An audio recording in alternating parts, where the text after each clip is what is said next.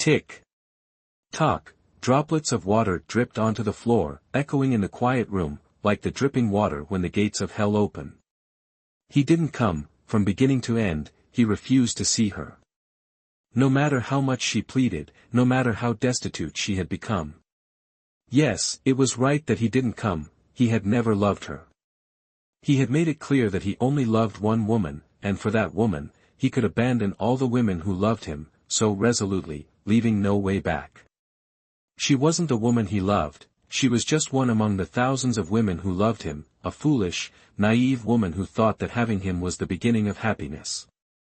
Her father had said that a man like Ethan Moore, even if one exhausted all their efforts to win him over, it would be in vain. Once obtained, once his heart was captured, it would be impossible to let him go. He was such a thorough man, causing her to pursue him madly, only to be ruthlessly thrown into the abyss by him. She lost, completely and utterly, with no way back, walking a dead-end road. She had nothing left.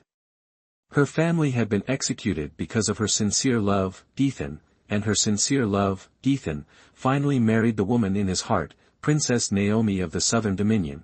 As for her, the concubine he suddenly turned back to still disdain to glance at, was given the beautiful name, released. Did she still have the hope of living? Lillian White looked up to the sky and wept loudly, her always proud and beautiful face now streaming with hot tears, her large eyes, usually full of confidence, now filled with only despair, immeasurable despair. Today was the day her sincere love, Ethan Moore, returned triumphantly. He was still the Ethan Moore of that year, no one more suited to wear white than him, untainted by a speck of dust, light as the wind, indifferent as the clouds, with an air of overlooking the world, a smile that could topple cities and nations, an exceptionally elegant countenance. Her eyelashes trembled slightly, the tears silently stopped flowing, and suddenly she stood up, her long skirt swirling, and left the wooden house. At 15, trumpets sounded in Capital City, surrounded by the joy of victory. All the people gathered at the Overlook Tower, 10 miles southwest of the suburbs, which opened every 15th day. The Overlook Tower, in Capital City was legendary, witnessing a deeply engraved love story.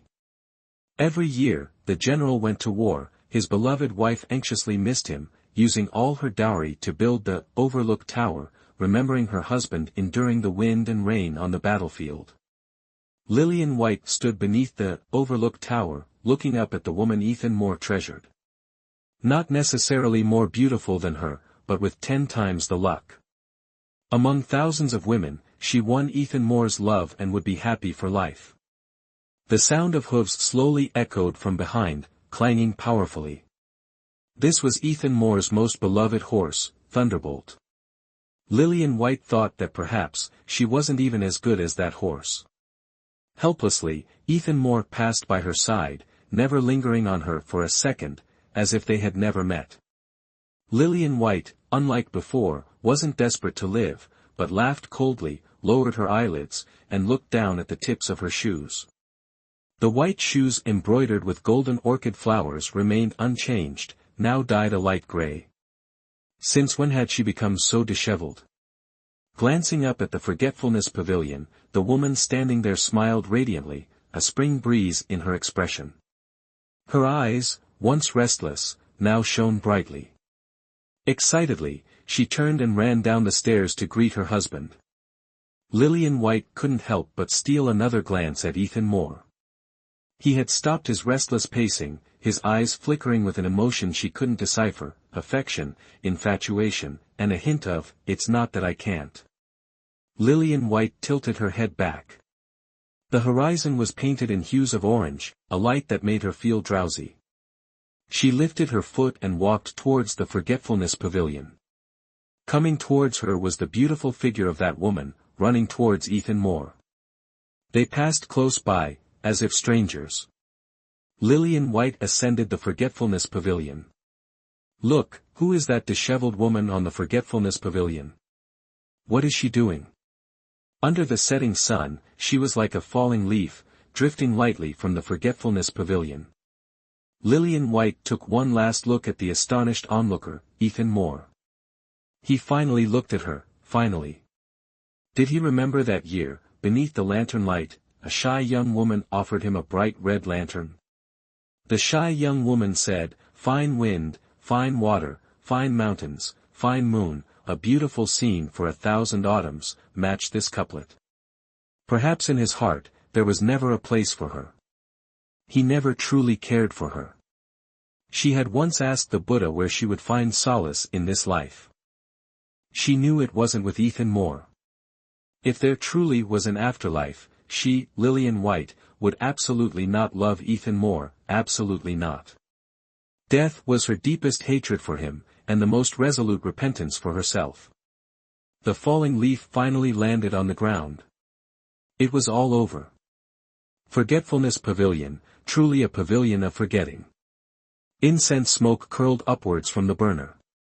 A pair of hands hurriedly grabbed a teacup beside the burner and rushed to the bedside, lifting the little girl to help her drink.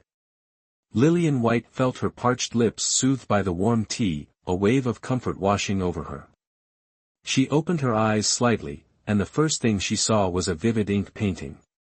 Why did this painting look so familiar? "Miss, you're finally awake." Another familiar voice. Lillian White glanced at the girl with two small buns in her hair, surprised. Clara Rivers. Wasn't Clara Rivers already married? This Clara Rivers seemed like a miniature version, only 12 or 13 years old. "Miss," Clara Rivers sobbed, burying her face in Lillian White's chest. What was going on? Could it be that her suicide attempt had failed? Creak, the door opened. A kind-looking woman in grey clothes, holding a string of Buddhist prayer beads, walked in gently. She came to Lillian White's side and smiled peacefully. "Lillian, you're finally awake. Heaven has blessed you." When Lillian White saw her own mother at that moment, the word "astonished" couldn't even begin to describe her feelings. The situation had already frightened her out of her wits. Her mother had died of illness during a plague when she was 15. Seeing Lillian White's pale face, her mother thought her illness hadn't fully subsided yet and instructed the wet nurse, "Quickly, go and ask the doctor to come and take a look." Yes. The full truth of the matter took Lillian White 3 days to digest. She relived the year she turned 13. It was the 7th year of Kang Thuan, 5 years before her suicide, the year the late emperor was still alive. Back then, she was a young girl, barely a teenager, her mother was still living, her father was merely a 5th-ranked district magistrate in the Jiangnan Water region, and there was Lady Grace. Lillian White suddenly felt her happiness firmly back in her grasp, truly, deeply satisfied. It was a genuine turn of events. If this was heaven's arrangement, she would strive to protect it, she wouldn't be capricious, wouldn't be reckless, and certainly wouldn't fall for Ethan Moore again. "Miss, you've almost fully recovered. Fancy a stroll in the back garden. The blossom harpers are in full bloom, utterly beautiful." Lillian White had just risen, and Clara Rivers, while combing her hair, made the suggestion. "Good, my bones haven't been moved in a while." Lillian White stretched, taking deep breaths. Clara Rivers covered her mouth, giggling, "Surely Miss doesn't intend to jump in the water again." "You caught me." Lillian White teased. Clara Rivers' face paled, and she hurriedly said, "Hush, don't say such things. Madam said that pond will be filled in sooner or later, lest Miss, in a moment of unhappiness, jump in again." Lillian White laughed. This was the old her, whenever unhappy, prone to crying, making a fuss, and threatening suicide, a capricious handful. She didn't deny Clara Rivers' words, honestly bowing her head to admit her fault, "I won't dare again. Dying once was enough to satisfy my curiosity." Clara Rivers released her hair, quite dissatisfied with her jest, "Your curiosity nearly killed me, got me a scolding from master. All right, a white sugar cake as compensation. That's more like it." Clara Rivers gave a satisfied, shy smile. Lillian White smiled too. Clara Rivers like this, it was good. How she hoped she would always be like this, easily satisfied with a white sugar cake. The White Estate's back garden was filled with all sorts of blossom harpers.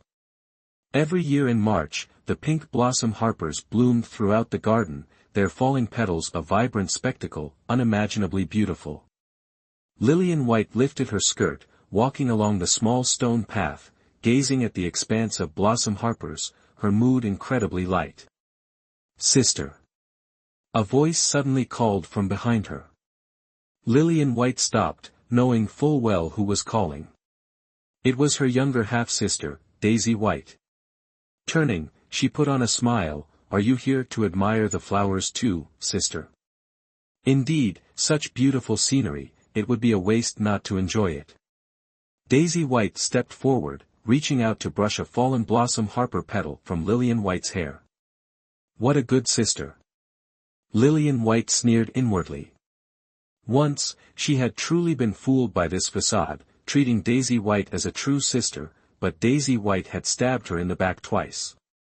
The knot of survival instinct tightened within her, and Lillian White could no longer afford the same familial affection as before.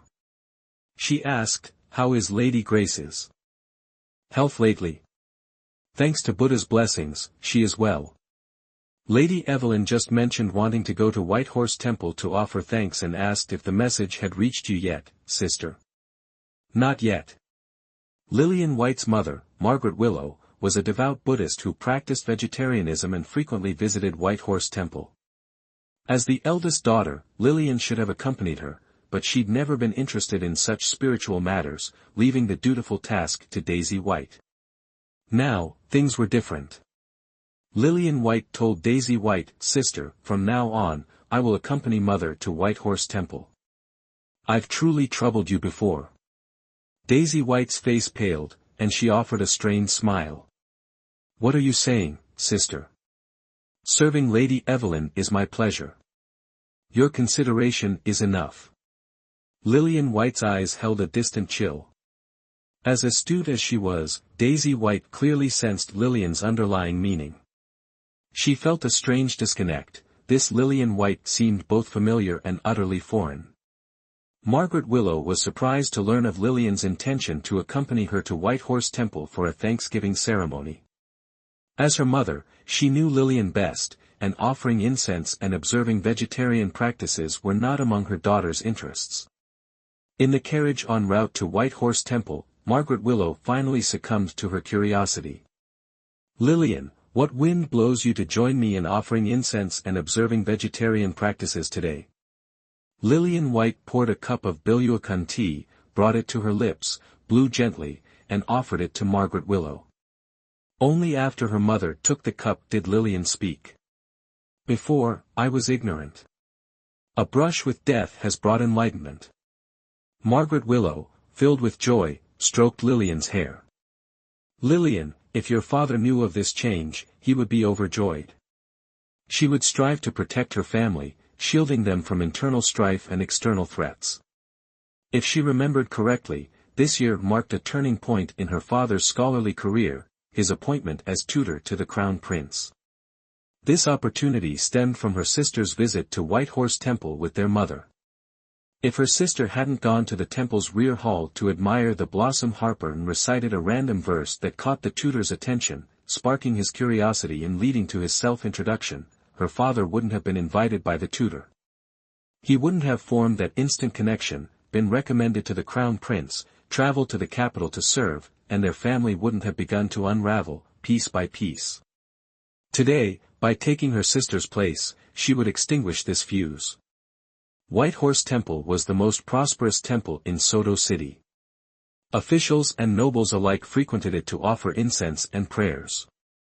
After the carriage stopped, the wet nurse led two attendants around to the back entrance to arrange their accommodations. Lillian White carefully supported Margaret Willow as they walked towards the main gate. The throngs of worshippers that day were a sight to behold. After offering incense with Margaret Willow, her mother wished to speak with the abbot, leaving Lillian to wait outside. Bored and with her legs growing numb, Lillian found a stone bench, propped her feet up beside her, and massaged them to ease the stiffness. "Young lady, I perceive you possess a remarkable martial arts talent. A frivolous voice suddenly reached her ears. Startled, she recoiled, only to see a magnified face looming before her. Almost reflexively, Lillian White threw a punch, landing squarely between the man's eyes. The struck man clutched his eye with one hand and steadied himself with the other. I was indeed correct, young lady. You truly are a martial arts prodigy. He lowered his hand, revealing a black and blue eye, strikingly similar to a panda from Zishuangbana.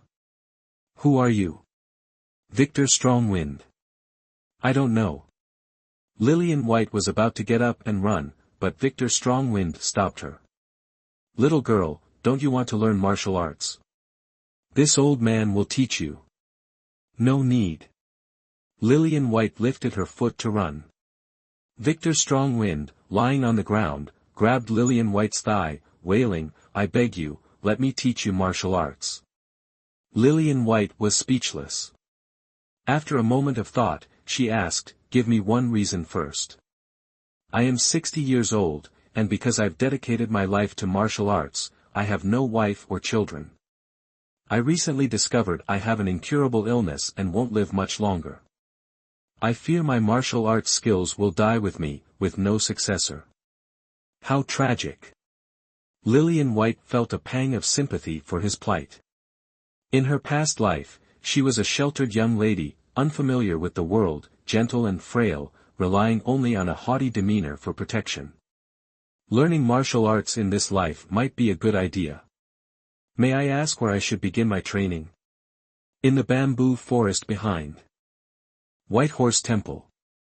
Wait for me at the entrance every morning. All right. Victor Strongwind, with the hopeful look of a child eager to learn, looked at Lillian White.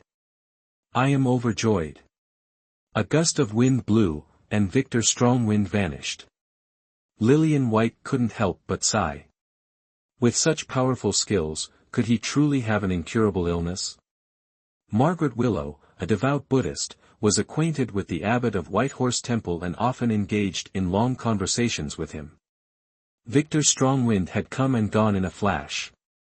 Lillian White sat back down on the stone bench, admiring the white handkerchief in her hand. The embroidered flower on this handkerchief was her proudest achievement since learning needlework, a crimson peony. In her past life, she adored such flamboyant scarlet hues, but now, she found it somewhat vulgar, her fondness diminished. She would embroider a newly bloomed lotus flower another day. As Lillian White thought this, her hand loosened its grip. A gust of wind snatched the handkerchief, carrying it away. Lillian White gasped, following its flight with her eyes. She saw a group of richly dressed people emerge from around a corner, and the handkerchief landed at the feet of the woman leading them. The woman glanced down, giving a subtle signal. A maid beside her bent down, picked up the handkerchief, and presented it to her. Lillian White's heart sank. Knowing discretion was the better part of valor, she was about to leave when the woman called out from behind, Young lady, wait. Your handkerchief. Lillian White resigned herself to her fate. Turning around with a compliant smile, she approached the woman and bowed slightly. Thank you, Your Highness. Oh. How do you know I am a princess? The question startled Lillian White. Upon reflection, she realized she had spoken without thinking, letting knowledge from her past life slip into her present. Lillian White pressed on, I've heard that the Princess of Vincent favors pink attire. The prince, doting on his wife, commissioned 99 sets of pink garments in various styles, all embroidered with gold thread and each sleeve adorned with a unique gold-threaded peony, unparalleled in the world. The princess glanced at the peony on her sleeve and chuckled softly. What a clever girl. In her past life, Lillian White had fawned over the Duchess, Ethan Moore's mother. Now, she wanted nothing more than to avoid her. Your embroidery is quite good.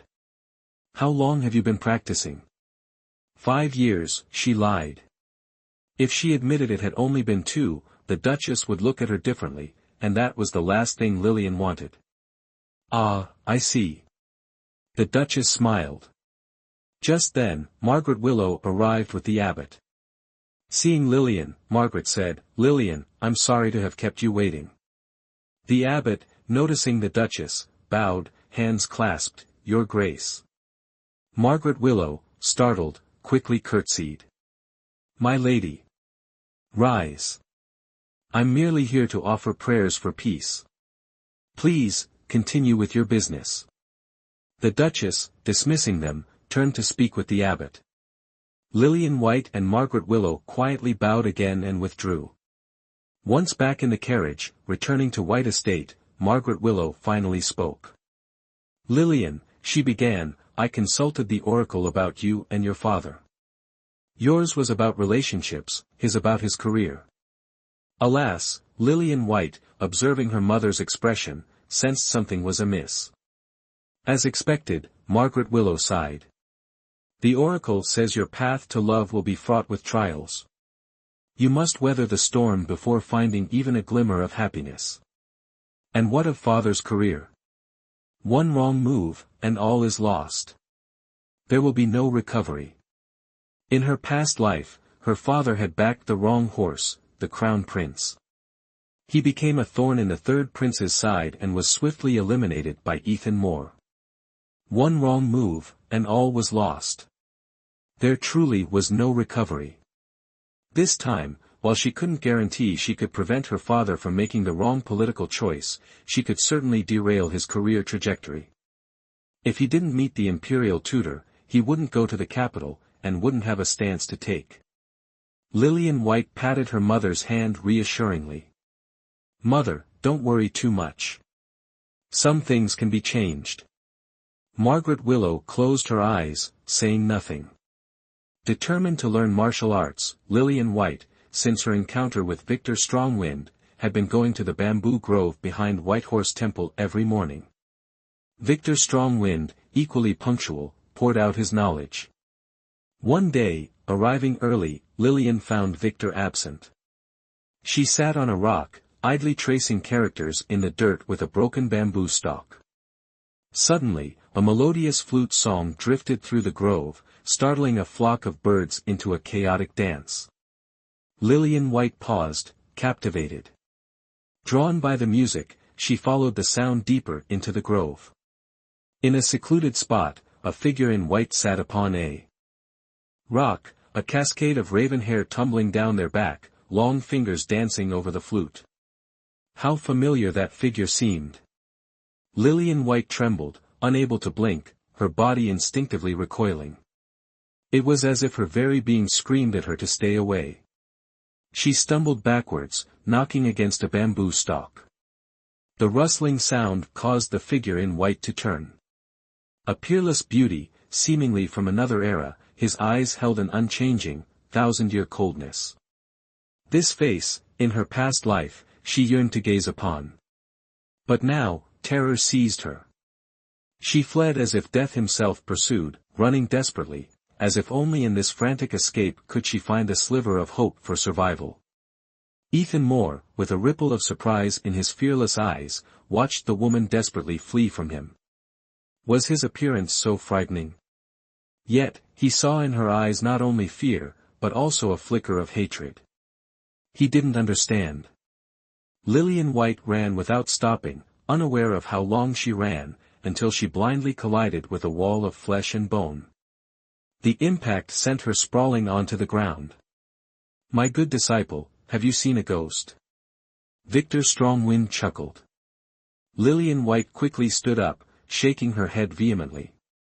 "My good disciple, I've come today to bid you farewell." Lillian White was puzzled. "You haven't taught me all your martial arts yet." "Enough. One shouldn't be too greedy." Lillian White's lips twitched.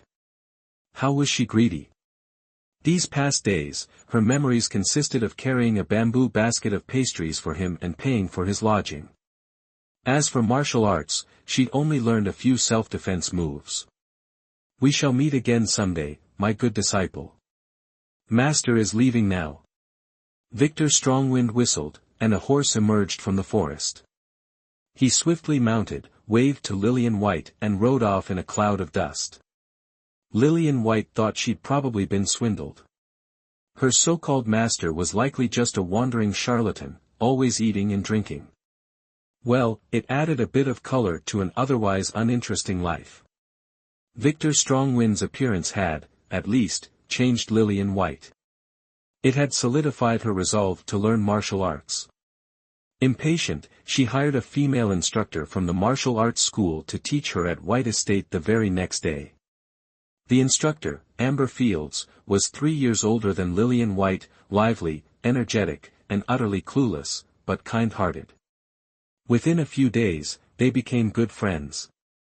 Due to the strict upbringing at White Estate, unmarried women were confined indoors, their knowledge of the outside world limited to hearsay.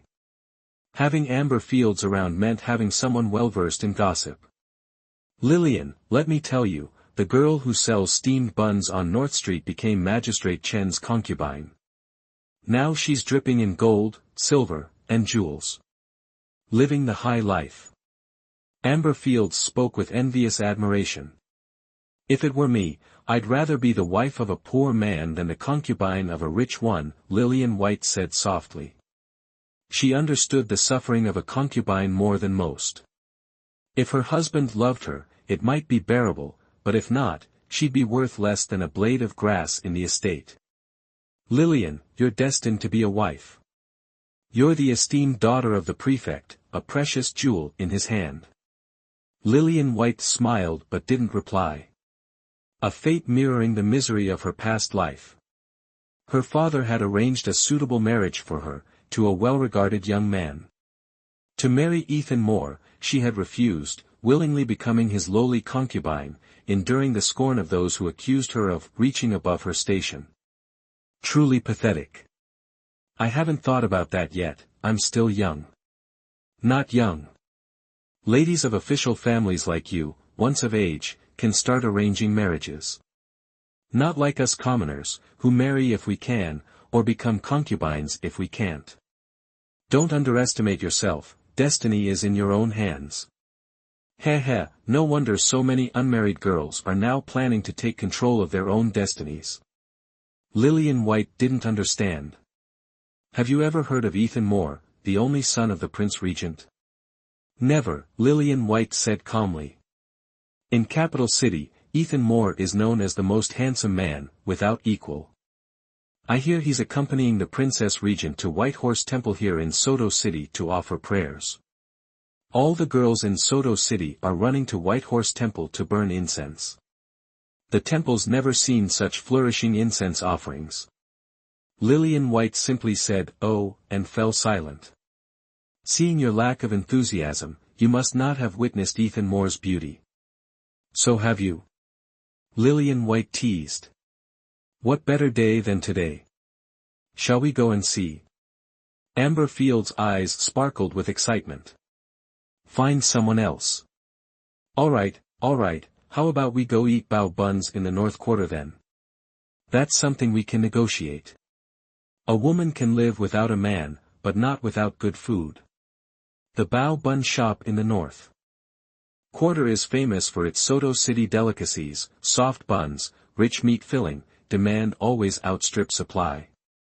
Lillian White had never eaten street food before, this bao was something Amber Fields brought into the estate for her to try, and the result was irreversible.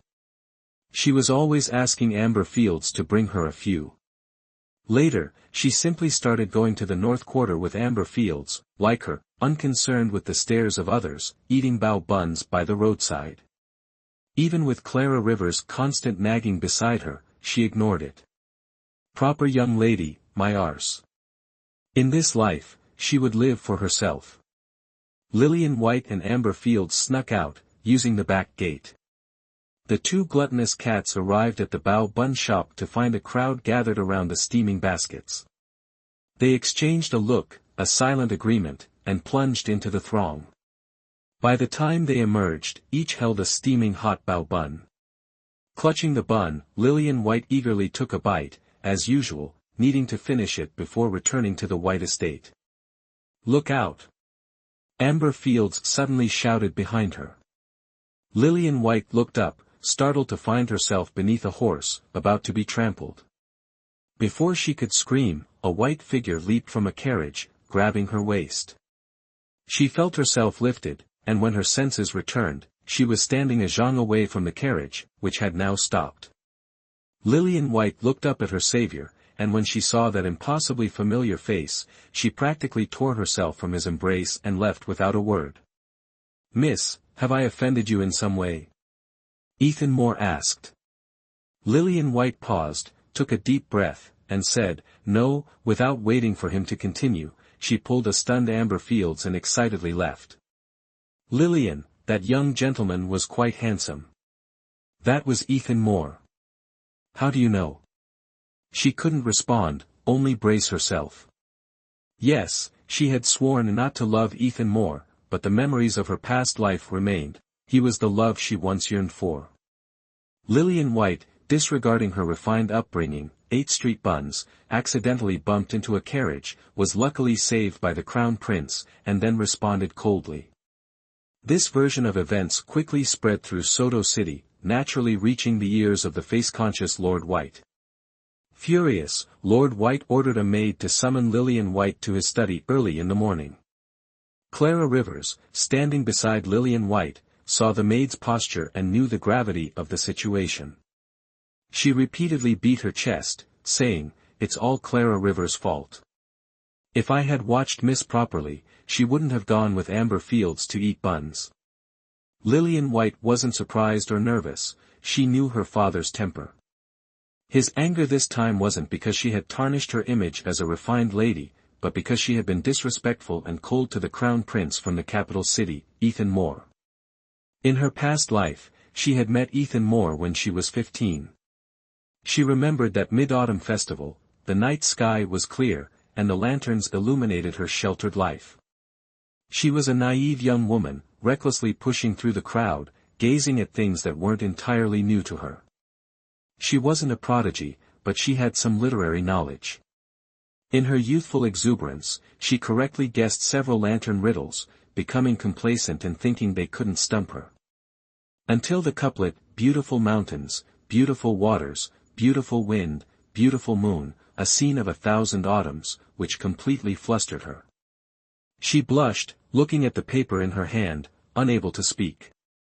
However, beside her stood a man in white robes. He had narrow, slanted eyes that gleamed darkly, a handsome nose, and thin lips that seemed to hum a gentle song. He solved every lantern riddle flawlessly. Speaking to a man other than her father for the first time, she shyly asked, "Sir, for beautiful mountains, beautiful waters, beautiful wind, beautiful moon, a scene of 1,000 autumns, what is the matching line?" He turned to look at her, chuckling softly, "Infatuated sound, infatuated color, infatuated dream, infatuated love, 100 lifetimes of infatuation." He wasn't captivated by her beauty, she seemed to be just like the others, a waste of his time. He spoke and then left. But for Lillian White, it was the root of a deep love. Even after he seemingly disappeared, until her mother's death and her journey to the capital city to find her father, she didn't know he was the son of Prince Gong. By then, 2 years had passed. Now, reborn 2 years before their first meeting, where had she gone wrong? Lillian White arrived at the study and saw Lord White practicing calligraphy. She bowed and said, "Father." Lord White put down his brush and sat properly, his face betraying no emotion. "Lillian, you and Daisy were born in the same year and month, but you became the jewel in my palm. Do you know why? Because you are the legitimate daughter. Good that you understand. But compared to Daisy, you lack discernment. All your likes and dislikes are written on your face, you don't know how to conceal them. On the contrary, Daisy understands the need for concealment. Father's instruction is correct." Lillian White adopted a submissive posture, seemingly resigned. Inwardly, however, she felt no ease. She loathed Daisy White so much, how could she emulate her? The Crown Prince coming from the capital city to our humble Soto City is already a great blessing for the populace. Is it appropriate for you to show such a face to the Crown Prince? Lillian White admitted her fault, it's not appropriate.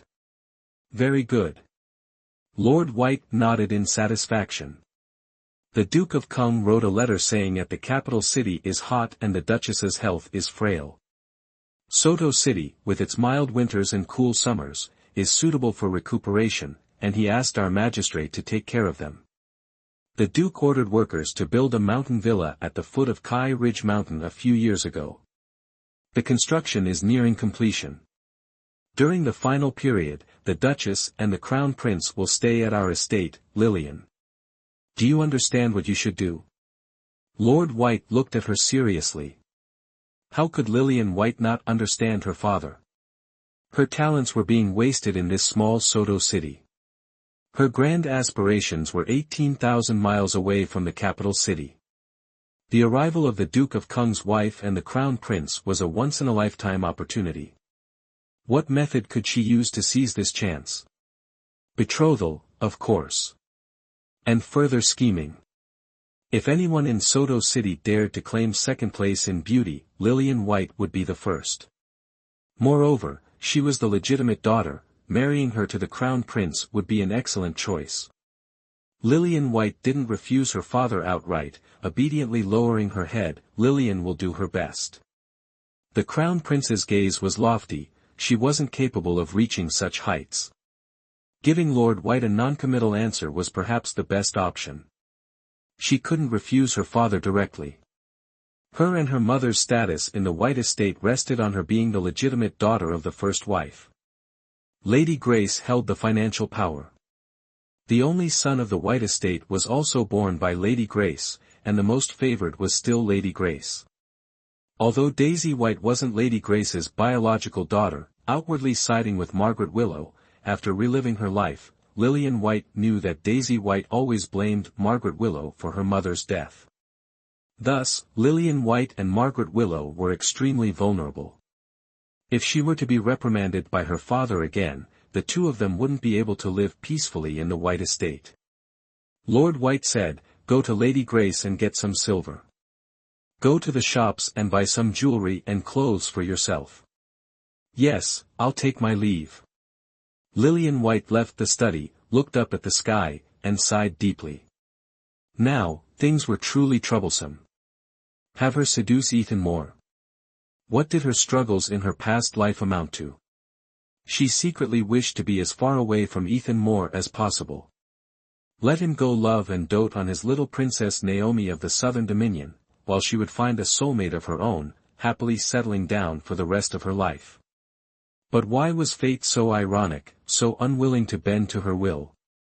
Lillian White, following her father's orders, went shopping for cosmetics and rouge. Lord White, fearing Lillian White might cause trouble, had Clara Rivers accompany her. Lillian White didn't do anything untoward. After her horse-riding lesson with Amber Fields, she dragged Amber Fields out with her.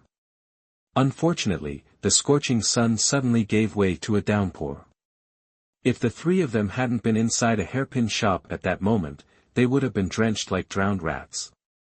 Amber Fields, always clad in armor, found feminine adornments unnecessary, having no use for powder or fancy dresses. Lillian White, unfussy, browsed casually, purchasing whatever caught her eye. They waited for the rain to subside before visiting another shop. At a textile merchant's, Lillian White felt a few fabrics, selected a bolt of azure silk, paid, and turned to leave. As she exited, a carriage stopped abruptly before her, one she recognized as belonging to her family. The carriage curtain lifted, revealing Daisy White, descending cautiously in a jade-green silk gown. Looking up, she saw Lillian White smile. "Sister, where are you coming from?"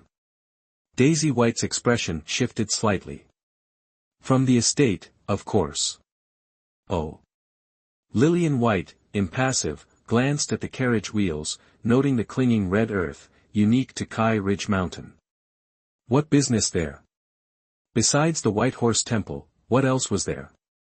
"Sister, I rarely see you buying fabric. Are you making a new dress?" Daisy White quickly changed the subject. Lillian White, letting it drop, played along. "Indeed. I've grown thin lately, how sad. Daisy White, startled, covered a giggle. Perhaps from too many Bowsy. Not angered by her schadenfreude, Lillian White clutched her stomach, feigning a pained frown. Clara Rivers, alarmed, rushed to her side. Miss, what's wrong? Too many Bowsy. Must use the privy. This declaration stunned everyone. Lillian White bit her lip, looking piteously at Daisy White. Sister, may I borrow your carriage? But. Lillian White, quick as a rabbit, boarded the carriage before Daisy White could finish, calling back to Amber Fields and Clara Rivers, get in. She ordered the driver to hasten, leaving a weary Daisy White to walk back from the White Horse Temple, a small retribution. The two, bewildered, hurried into the carriage. Sister. Daisy White's attempt to stop them came too late. Her face paled, a flicker of unease and fear in her eyes. Inside, Lillian White, parting the curtain, met a pair of narrow, amused phoenix eyes. Startled, she cried out, causing the driver to halt abruptly. The two behind her, thrown off balance, tumbled into the carriage, propelling Lillian White into the stranger's arms. He moved to catch her, but she preferred the hard carriage floor, pushing him away. The horse suddenly lurched, throwing her back against him. Thus, a tragicomic event unfolded. Soft, moist lips, warm and gentle. At the carriage door, Amber Fields and Clara Rivers stared, aghast. A man inside? And strikingly handsome. No wonder the White family's eldest daughter was so eager to throw herself at him. Lillian White froze for a moment, then immediately sprang away from him, her face pale. Why didn't she have the embarrassed look of other women, but instead, a pale face, utterly terrified? Simply because the man she collapsed on wasn't just anyone, but the very person she was desperately trying to escape, Ethan Moore. Seeing her sit up, Ethan Moore also sat up, and he even chuckled, Miss White is truly fierce. She knew Ethan Moore wasn't genuinely laughing. He wore a perpetually bright smile for everyone, but except for the Southern Dominion's little Princess Naomi, it wasn't heartfelt for anyone. She utterly, yes, utterly detested his smile. She pursed her lips and replied sarcastically, forgive my presumption, I didn't know the prince was in the carriage. And even less did I know the prince had such a close relationship with my sister. Miss White misunderstands, I was strolling in the bamboo forest when it suddenly rained heavily. The White family's second daughter just happened to pass by and allowed me to share a ride. Lillian White didn't care, and said with extreme antagonism, men and women shouldn't be in the same room. My younger sister doesn't understand, but surely the prince does. Or does the prince have intentions towards my younger sister? After speaking this, a thought suddenly flashed through Lillian White's mind. She could see that Daisy White's trip to White Horse Temple was certainly the same as those other women, to see the legendary prince. Disregarding etiquette, she brought him into her carriage to escape the rain, clearly showing her intentions. If her father wanted to form an alliance with the prince's family, why not pair Daisy White with Ethan Moore? It would please both sides and resolve this troublesome matter, so why not do it? No sooner said than done. As Lillian White lifted her eyes, she met his deep gaze. He was studying her, a graceful and virtuous woman is what a gentleman desires. Why don't you consider that I have intentions towards you? Hearing Ethan Moore's words, Lillian White felt as if she was hearing the biggest joke in the world, the prince is too accomplished, I can't climb so high. Lillian White didn't want to stay in the same carriage with him and called out to the driver, stop the carriage. The carriage stopped, and Lillian White was about to get off. Ethan Moore asked with a puzzled expression, Miss White, from the first time we met in the forest, you've been full of hostility towards me. I truly don't know what grievance there is between us. Lillian White paused, unsure how to answer him. The grievance between them didn't exist in this lifetime. Having returned to the starting point, there was naturally no connection. Her resistance was directed at him. He was the beloved she couldn't reach in her previous life. She didn't want to suffer again, so she had to strictly control herself. I'm not acquainted with the prince, so how could there be any grievance? The prince is overthinking. After finishing her words, Lillian White left the carriage. Amber Fields and Clara Rivers almost had to run to catch up with her. Ethan Moore sat in the carriage, his brows slightly furrowed.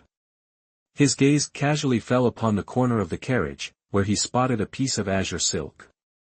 It must have been left behind by Lillian White.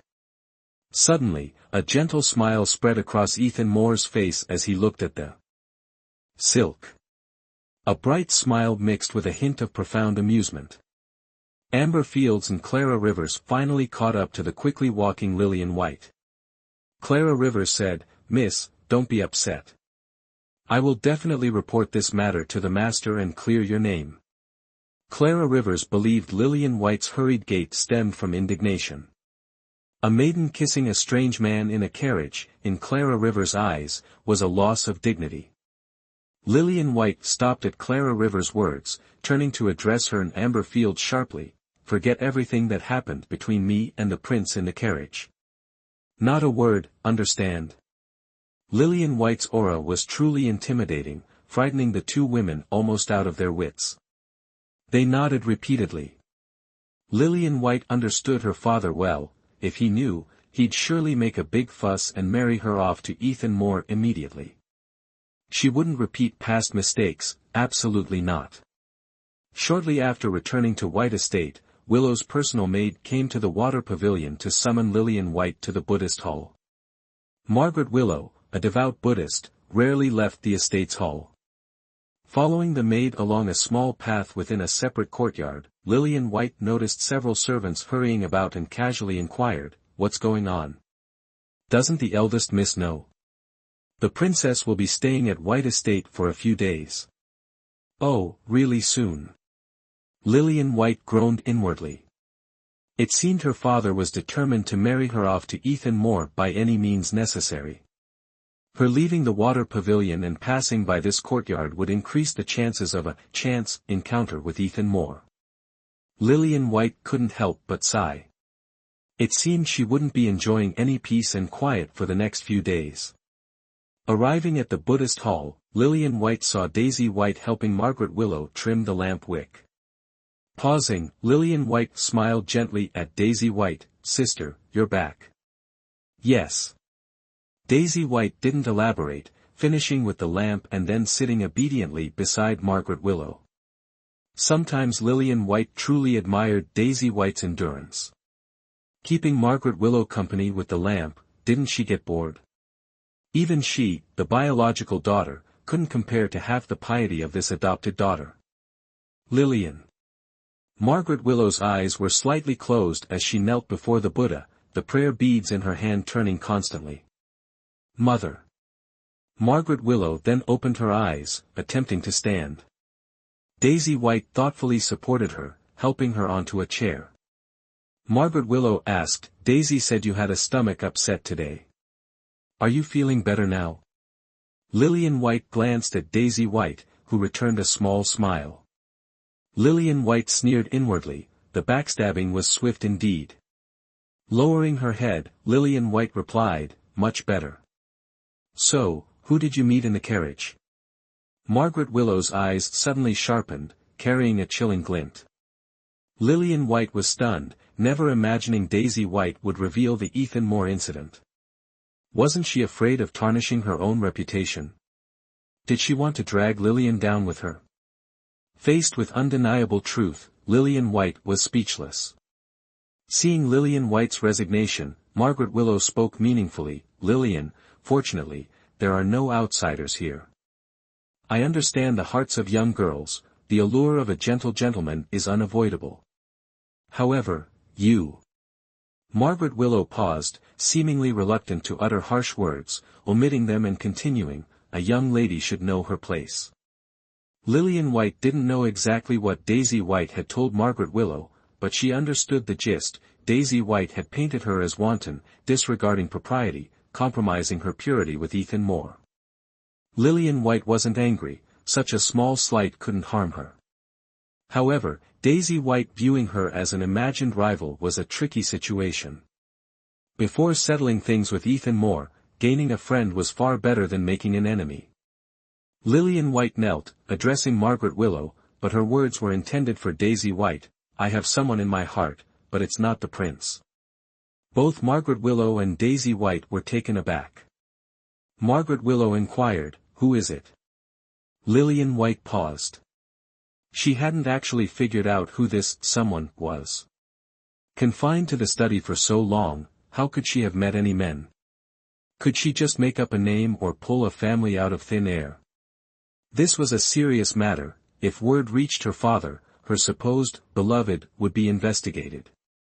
If her lie was exposed, she'd have no peace. A spark ignited in Lillian White's mind, recalling a marriage from her past life. With utmost seriousness, Lillian White replied, General Carter's ninth son, Julian Carter.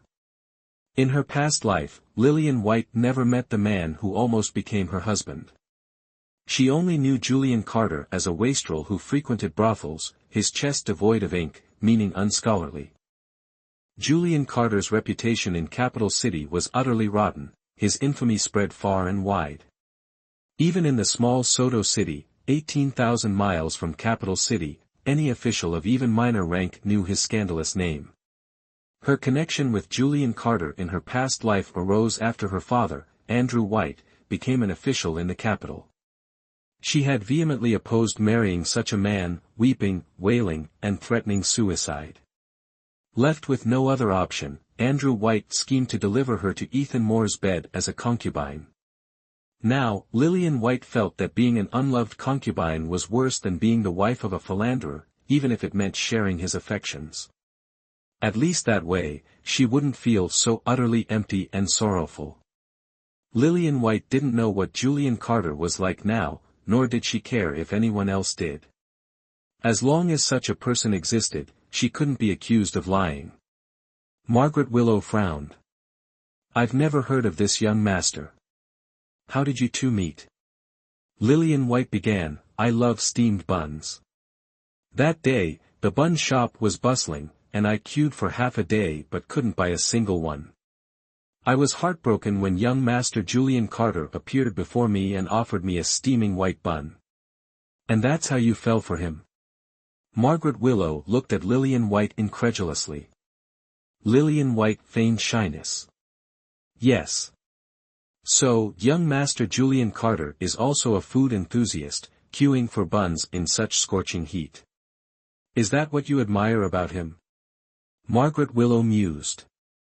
Without hesitation, Lillian White replied, he has round hands, fair skin, and a body shaped like a steamed bun. It made my mouth water. Margaret Willow was speechless. After a moment, she managed, quite the bun-fated encounter. Resembling a bun is, also good. Daisy White secretly covered her mouth, giggling. Inwardly, Lillian White scoffed. She deliberately twisted her aesthetic to make it clear to Daisy White that she wouldn't compete for Ethan Moore. He wasn't her dish. She doesn't like pretty flowers, she likes steamed buns. Today was an important day, the princess consort graced the humble White estate with her presence. More than 30 members of the White family, from young to old, stood at the main gate, having waited for a long time. Lillian White originally wanted to feign a stomachache to avoid participating. But her father's penetrating stare was so profound, it frightened her to the point that her period arrived prematurely, causing a genuine stomachache. The matter of her period's arrival wasn't widely known. But her stomachache was evident to any discerning observer. Andrew White, noticing Lillian White clutching her stomach intermittently since she began standing at the gate, asked irritably, what excuse are you trying to pull now? Lillian White shook her head, unable to endure the pain any longer, yet still enduring. Lillian White habitually experienced stomach cramps during her period. But it had never been like today, where she couldn't even stand up straight. It was currently springtime, slightly chilly, yet she was sweating from the pain. Daisy White, standing beside her, seemed to notice Lillian White's suffering and approached her, asking, Sister, are you all right? I'm fine. She felt like she didn't even have the strength to speak, only managing to bite her lip and force out those two words. Lillian White kept reassuring herself, just a little longer and it would be over. Finally, the princess consort and Ethan Moore arrived fashionably late. The entire White estate welcomed them, bowing their heads as the carriage approached. Ethan Moore dismounted first and escorted the princess consort to the White family. He politely greeted Andrew White, exchanging a few pleasantries. Ethan Moore's narrow, phoenix-like eyes scanned the crowd, finally settling on a bowed figure, Lillian White. He paused, then said, "Miss White, the fabric you purchased last time is still at my place. I'll have Mark Blackwood deliver it to your residence later." Lillian White, enduring the pain, dipped her head slightly. "Thank you, Your Highness." Her gaze wandered casually, landing on Andrew White, who was nodding and smiling approvingly. Heaven and earth could bear witness, she had unintentionally left that fabric at Ethan Moore's place, but Andrew White's eyes told her. She was casting a long line, angling for a big fish. As astute as Ethan Moore was, he undoubtedly shared her father's perception that she had done it on purpose. Lillian White stealthily glanced up at Ethan Moore, catching him looking back at her with a playful smile. As if to say, "Are you finally interested in me?" Lillian White's blood circulation faltered, her lips turning even paler. The misunderstanding was too great, she needed to clarify. Her body began to sway, and Daisy White, beside her, reached out to support her, but Ethan Moore was quicker, reaching her first. As Lillian White closed her eyes, she felt herself being embraced by Ethan Moore and heard him say, "A knight in shining armor. How charming." Lillian White shakily raised a finger, intending to reprimand him for his nonsense, but her hand froze mid-air as she fainted from frustration. Lillian White awoke to flickering candlelight, the light swaying around her. She struggled to sit up, but Clara Rivers promptly stopped her. "Young mistress, please lie still." Lillian White smiled weakly, "I'm fine." "How can you be fine? The physician said you have insufficient blood flow, and women are especially delicate during certain times. You were out in the strong sun today and suffered some heatstroke." Clara Rivers finished speaking and picked up a small celadone bowl from the nearby tea table, bringing it to Lillian White's lips. Lillian White sniffed it. It was the bitter scent of herbal medicine. She quickly turned her head away. "It's bitter, I don't want to drink it." "Miss, bitter medicine cures illness." "Then first bring me some candied fruit, or I won't drink it." Lillian White intensely disliked the bitterness of traditional medicine, and unless absolutely necessary, she wasn't going to drink it. Clara Rivers, resigned, set down the porcelain bowl and went to the kitchen to fetch the candied fruit. Left alone in the room, Lillian White, unable to lie still, rose from her bed, donned a coat, and went for a solitary stroll in the courtyard. Lakeside Haven had initially been the newlywed villa of Margaret Willow and Andrew White, but after Andrew White married Lady Grace and doted solely on her, a disheartened Margaret Willow retreated to a Buddhist temple. Lakeside Haven was left to Lillian White. Lillian White was fond of the artificial lake in Lakeside Haven, finding it convenient for her suicide attempts by drowning. In the past, whenever she was unhappy, she'd resort to threatening suicide. Now, reflecting on it, Lillian White couldn't help but feel a cold sweat. Someone who had died once understood the value of life. Moonlight bathed the scene, the lake water was crystal clear, and lotus buds dotted the surface, waiting for summer to bloom. A gentle breeze stirred, and Lillian White took a deep breath, about to turn back, when her gaze drifted across the lake. There, on the opposite shore, she saw a moon-white figure, a slender form standing facing her. She scoffed, already knowing who it was. Lillian White had intended to slip away quietly, but the figure on the other side spoke first. "Miss White, are you feeling better?" She was forced to stand still, addressing Ethan Moore across the water. "Better. Thank you, Your Highness." "What? I can't hear you." Lillian White believed her voice had been loud enough, there was no reason for him not to hear. Out of politeness, she raised her voice slightly, "Thank you for your concern, Your Highness. I am well and in good spirits." She wasn't sure of the volume, her voice echoing slightly across the water. Before Lillian White could cringe at herself, Clara Rivers, having heard the commotion, rushed over and intervened. "Good heavens, miss. Are you trying to announce to the entire household that you're having a midnight rendezvous with His Highness?" Although Lillian White disdained Ethan Moore's expression across the lake, her intuition, always sharp, sensed his amusement. Was he toying with her again? As Clara Rivers had predicted, her midnight loud conversation had been twisted by the entire household into a public declaration of love. As Lillian White walked through the estate, on her way to greet the princess, the servants all looked at her with strange expressions. "Sister, are you feeling better?" Daisy White was dressed elaborately today, in a light cerulean silk gown, sleeves embroidered with white lotuses, her hair styled in a flying swallow bun, adorned with a simple jade hairpin. Compared to Lillian White, she looked very elegant. For her first meeting with the princess, Daisy White's attire could be described as perfectly proper. Lillian White thought that, in such stark contrast, she would definitely be scolded by her father. How could this be considered doing her best to please? Lillian White feigned sudden realization. "Oh dear, it's rather improper of me to greet her dressed like this. It's a good thing I ran into you. Come, Clara Rivers, back to Lakeside Haven." As Lillian White passed Daisy White, she clearly sensed the disdain in Daisy White's eyes. She wasn't angry, but rather pleased. Back at Lakeside Haven, Lillian White strolled leisurely, even pausing to toss fish food into the lake. Clara Rivers, beside her, was truly anxious.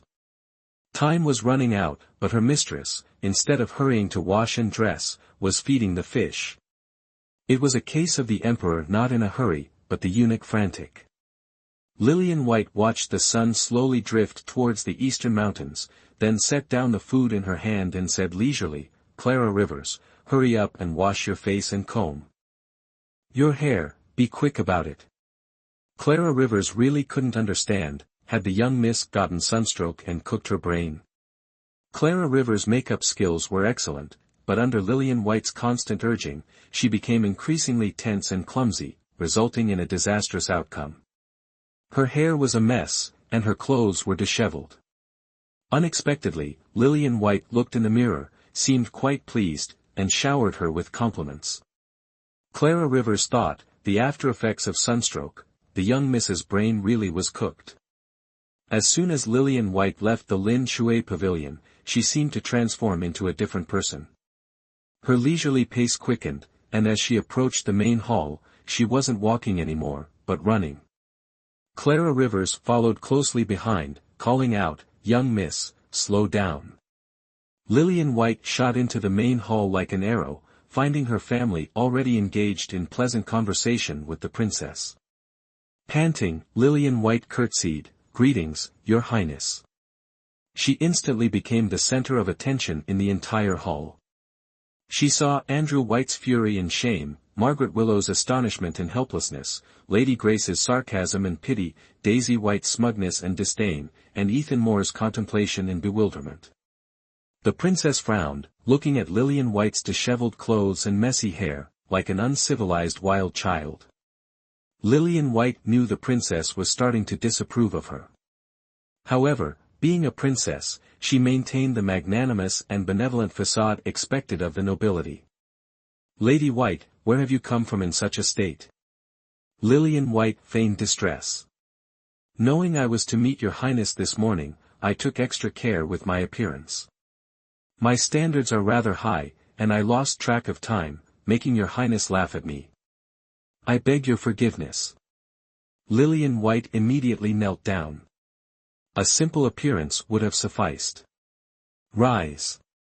The princess maintained her generous demeanor, but her impression of Lillian White had significantly diminished.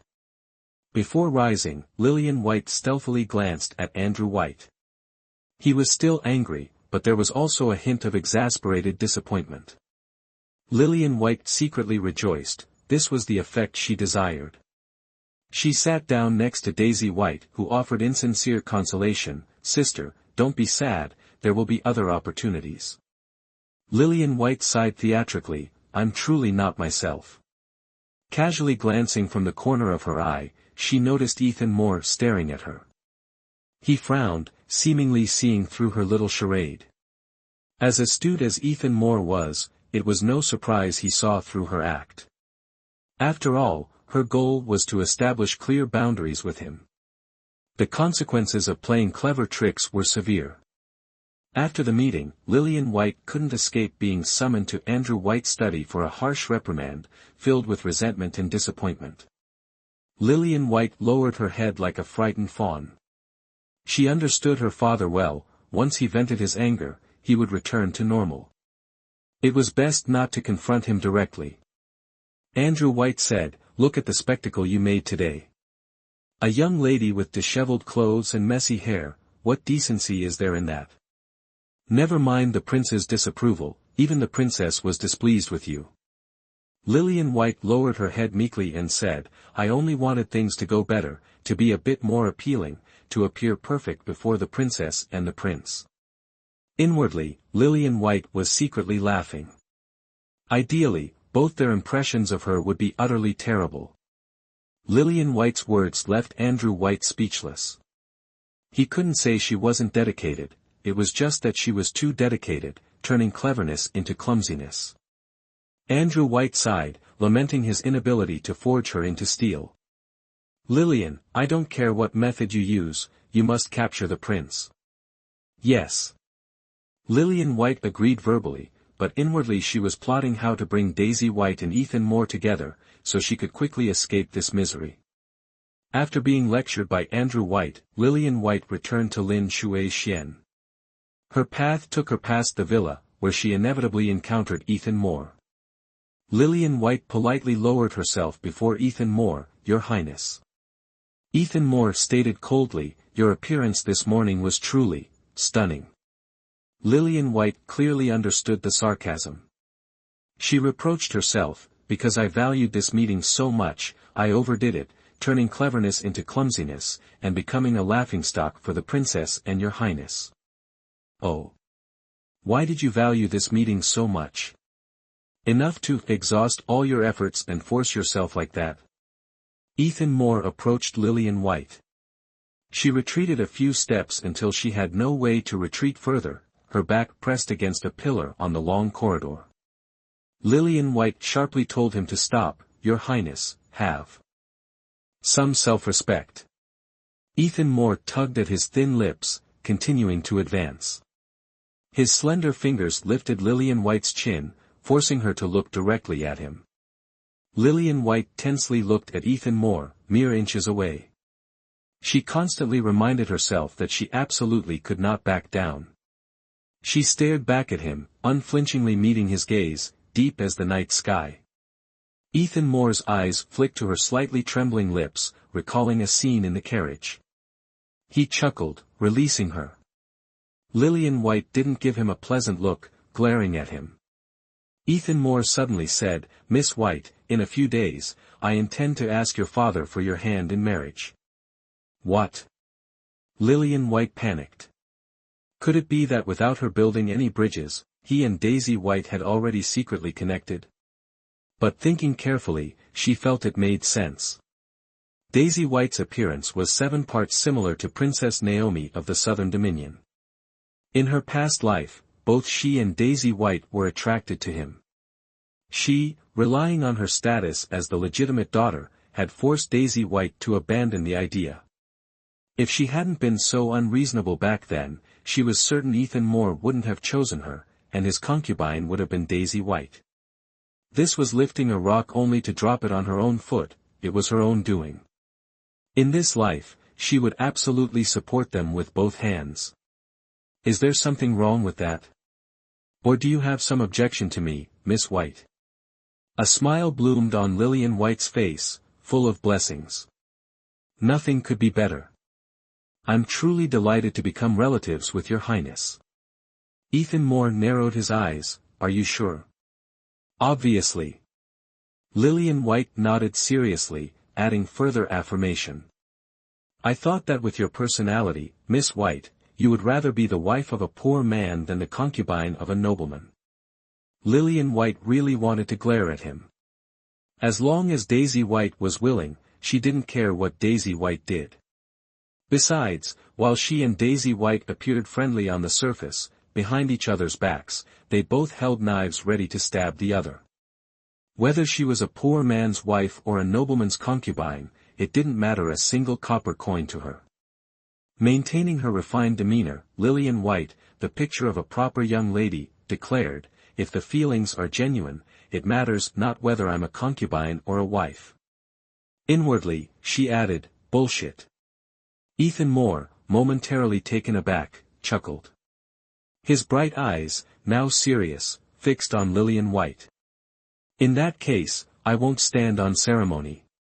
The pleasure is all mine, Lillian White replied with a sincere smile. She hadn't expected such an easy victory, achieved without lifting a finger. The thought of both Ethan Moore and Daisy White, her two biggest headaches, finally out of her life brought a sigh of relief. The following days passed blissfully. Whenever she felt particularly cheerful, she'd crave those steamed buns from North Street. Lillian White eagerly awaited Ethan Moore's proposal to Daisy White. Days turned into weeks, yet he made no move.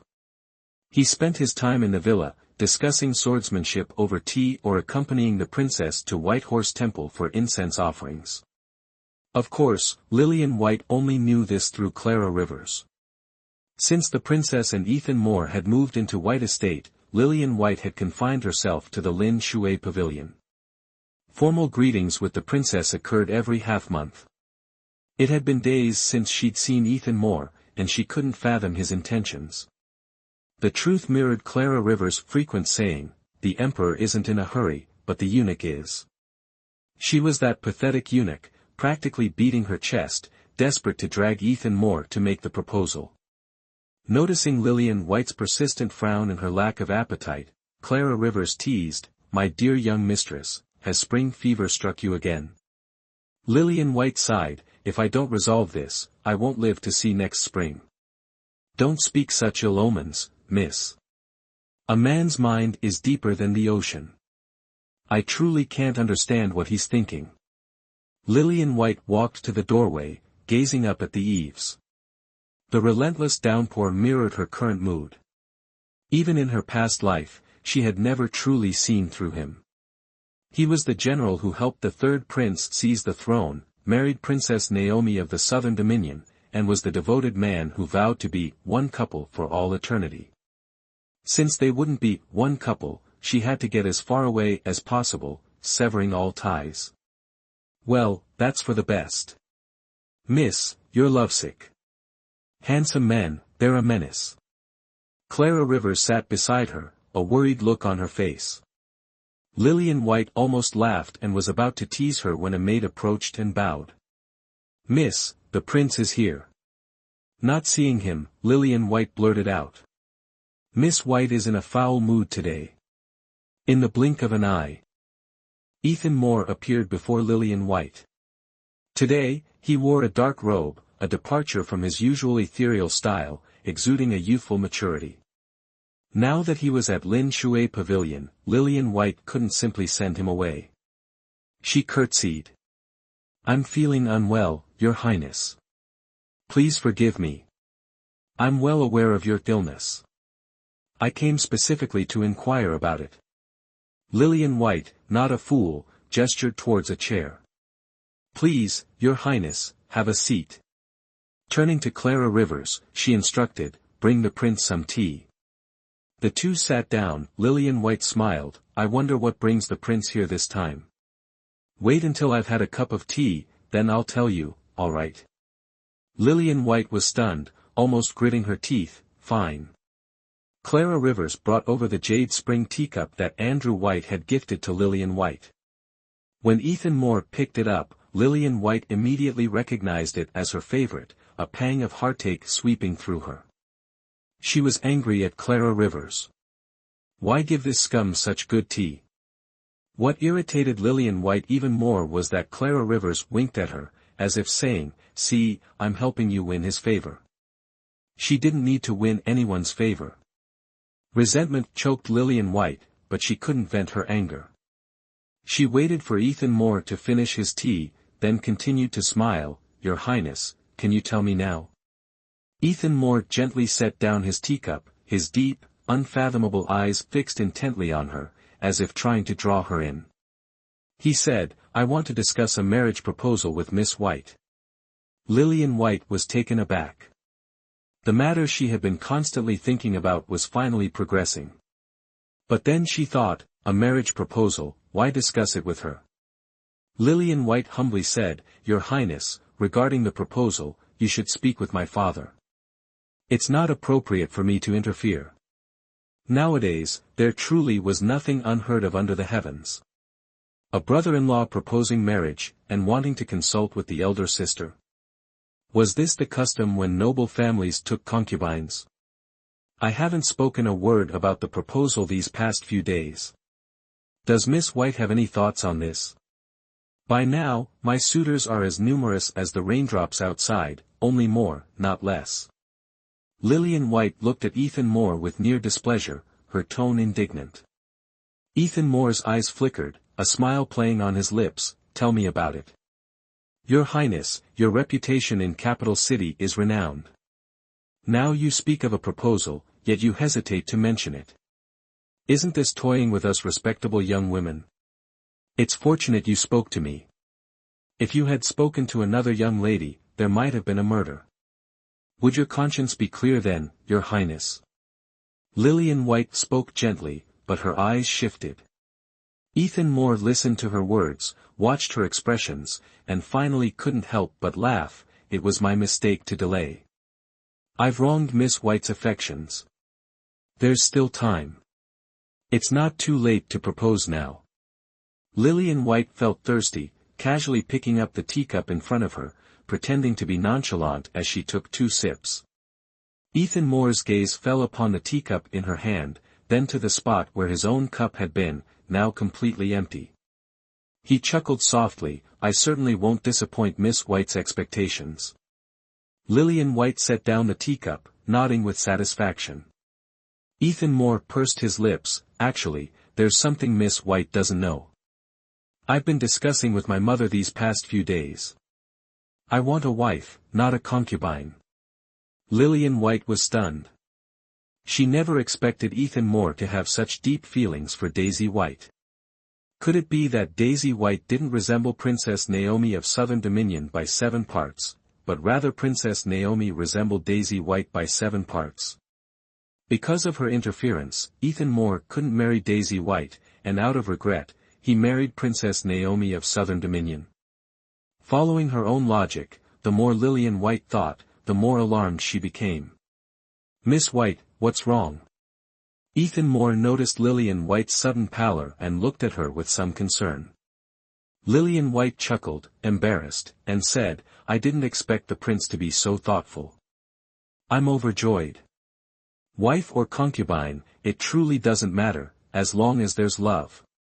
She truly regretted her previous rash actions, separating this pair of passionate lovers. It felt quite sinful. Ethan Moore smiled but said nothing.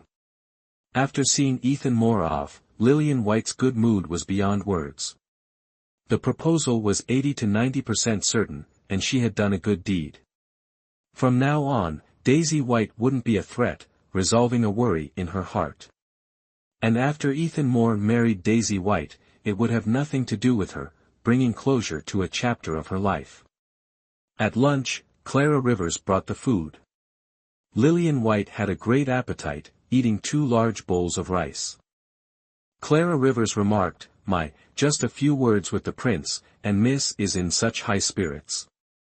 It seems only the one who tied the bell can untie it." After finishing lunch, Lillian White rinsed her mouth and casually said, "He resolved a deadlock in my heart." Clara Rivers, not understanding, attributed it to her young mistress's yearning for a future life of wealth and prosperity. In good spirits, one naturally enjoys going out. Knowing Ethan Moore was about to propose to Daisy White, and that it had nothing to do with her. Lillian White no longer needed to hide away in the Lin Shui pavilion. A chance encounter wouldn't change anything. Lillian White happened upon the villa and saw Daisy White sitting in the pavilion with the princess. Lillian White wondered if she should go over and offer her greetings. It was the proper thing to do, both emotionally and logically. Approaching the pavilion, she lowered herself slightly and said, "Greetings, princess." The princess was in a good mood today. For days, she had been reserved, her face composed and dignified. Now, a smile graced her lips, the corners of her eyes crinkling with apparent joy. "Miss White, come, sit." Lillian White obediently sat beside them. The princess consort asked Lillian White, "Are you and the second Miss White the same age?" "Yes," Lillian White replied. The princess consort held Daisy White's arm and said comfortingly, "I've been a bit listless. Last year, the prince turned 20, and he didn't have a single woman by his side, not even a serving girl. This trip to Soto City seems to have been just what was needed. I never thought the prince would finally want a woman by his side."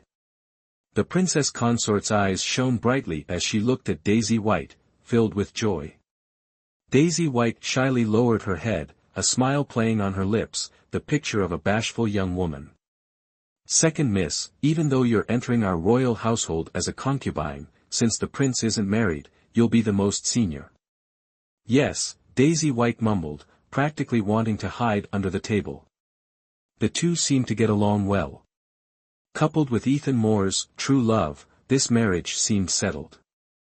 "Thank you for your concern, princess." Lillian White politely expressed her gratitude. Seeing Daisy White's smug smile, Lillian White remained utterly calm. Let her be smug. What wasn't meant for her, even if good, was only fleeting in her eyes, not even worth a glance. The three of them chatted and laughed in the pavilion, drinking tea, eating snacks, and discussing family matters until a servant rushed in, addressing the princess, "Your Highness, the Crown Prince has delivered the betrothal gifts and has instructed this servant to invite you over." "This child, so impatient," the princess said with a chuckle, while Lillian White and Daisy White shared a knowing smile. The three women proceeded to the main hall. Ethan Moore, as always, was dressed in a dark, flowing robe, his hair neatly tied up, appearing composed and radiant. Two chests sat in the hall. Although closed, Lillian White knew the betrothal gifts were substantial. To gather such lavish gifts within half a day, outside his own territory, impressed Lillian White. He truly had the makings of a future, undefeated general, commanding armies. Andrew White, looking elated, greeted Lillian White. "Lillian, the Crown Prince is truly sincere." Lillian White responded with a polite smile, "To be joined with the Crown Prince in marriage is a blessing for the White family." As an elder, this was the appropriate response. Ethan Moore approached Lillian White and took her hand. His eyes shone with a familiar intensity, the same look Lillian White had seen him direct at Princess Naomi of the Southern Dominion. But in this lifetime, why was he looking at her this way? "Your Highness." This scene was perplexing for the three women in the pavilion. The princess consort inquired, "You told me the woman you desired was a Miss White, not second Miss Daisy White, but eldest Miss Lillian White." "Obviously." Everyone fell silent. Only Andrew White smiled, a withered, almost defeated smile. Lillian White asked, her voice trembling, You're proposing to me?" "Overjoyed, aren't you?" Ethan Moore playfully tapped her delicate nose, his gesture full of affection. And with that, Lillian White fainted. Oh dear, she actually fainted from joy. How amusing, Andrew White chuckled. Lillian White felt she'd been fainting frequently since her rebirth. When she awoke, insects chirped in the trees, and daylight still lingered. Thankfully, she hadn't been unconscious for long. Lillian White sat up. Clara Rivers, who had been attending her, rushed to her side, supporting her and checking her forehead. "Miss, you fainted. You worried the young master sick." "Young master?" Lillian White was momentarily stunned as the memory of her collapse returned. She scrambled to get out of bed, but Clara Rivers stopped her, stamping her foot in disapproval. "Miss, the young master is yours now. No one can take him away. You must rest. You can see him tomorrow."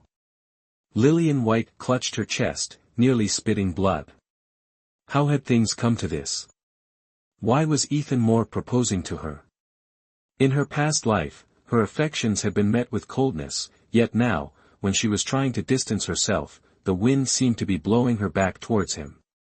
While there was still a chance, she had to stem this tide. Ethan Moore's love belonged to Princess Naomi of the Southern Dominion. She would no longer interfere, no longer harbor such foolish hopes. Clara Rivers couldn't restrain Lillian White's frantic energy. The moment her grip loosened, Lillian White slipped away like an eel. Clara Rivers could only stamp her foot in frustration. Her mistress was practically delirious with joy, like a lovesick puppy. Lillian White burst into Andrew White's study, her hair disheveled, clothes askew, and only one embroidered shoe on her foot, her appearance utterly discomposed. Andrew White, seeing her in such a state, frowned. "The daughter of a magistrate, and you look like this?" Lillian White, ignoring everything, knelt down directly. "Father, your daughter only asks one thing of you. Speak." "I will not marry." Lillian White, for the sake of authenticity, let tears stream down her face, almost letting her nose run to truly sell the performance. Andrew White was taken aback, his brows furrowing. "What jest is this? The betrothal gifts have been accepted. Besides, didn't we discuss this thoroughly before?" She had only agreed verbally, no concrete actions had been taken. Of course, she couldn't tell her father this. Lacking a valid argument, she could only stubbornly insist, "I simply will not marry. I beg you, father, grant me this." Absurd. The esteemed prince isn't good enough for you? No. Lillian White lowered her head, controlling her emotions. "Go back. Don't be so capricious here. I've spoiled you rotten." Andrew White flung his sleeve in anger. Lillian White bit her lip, finally regaining some composure. She had been flustered and confused in the heat of the moment. Her father yearned for a connection with the Duke, furthering his own ambitions. Her rash request was sure to be denied. Lillian White bowed. "Daughter has been impulsive. Thank you, father, for all these years of upbringing. Farewell." She kowtowed deeply. Andrew White, sensing something amiss in her words, frowned. "What do you mean by that?" "Nothing. I'm feeling unwell. I'll return to my room."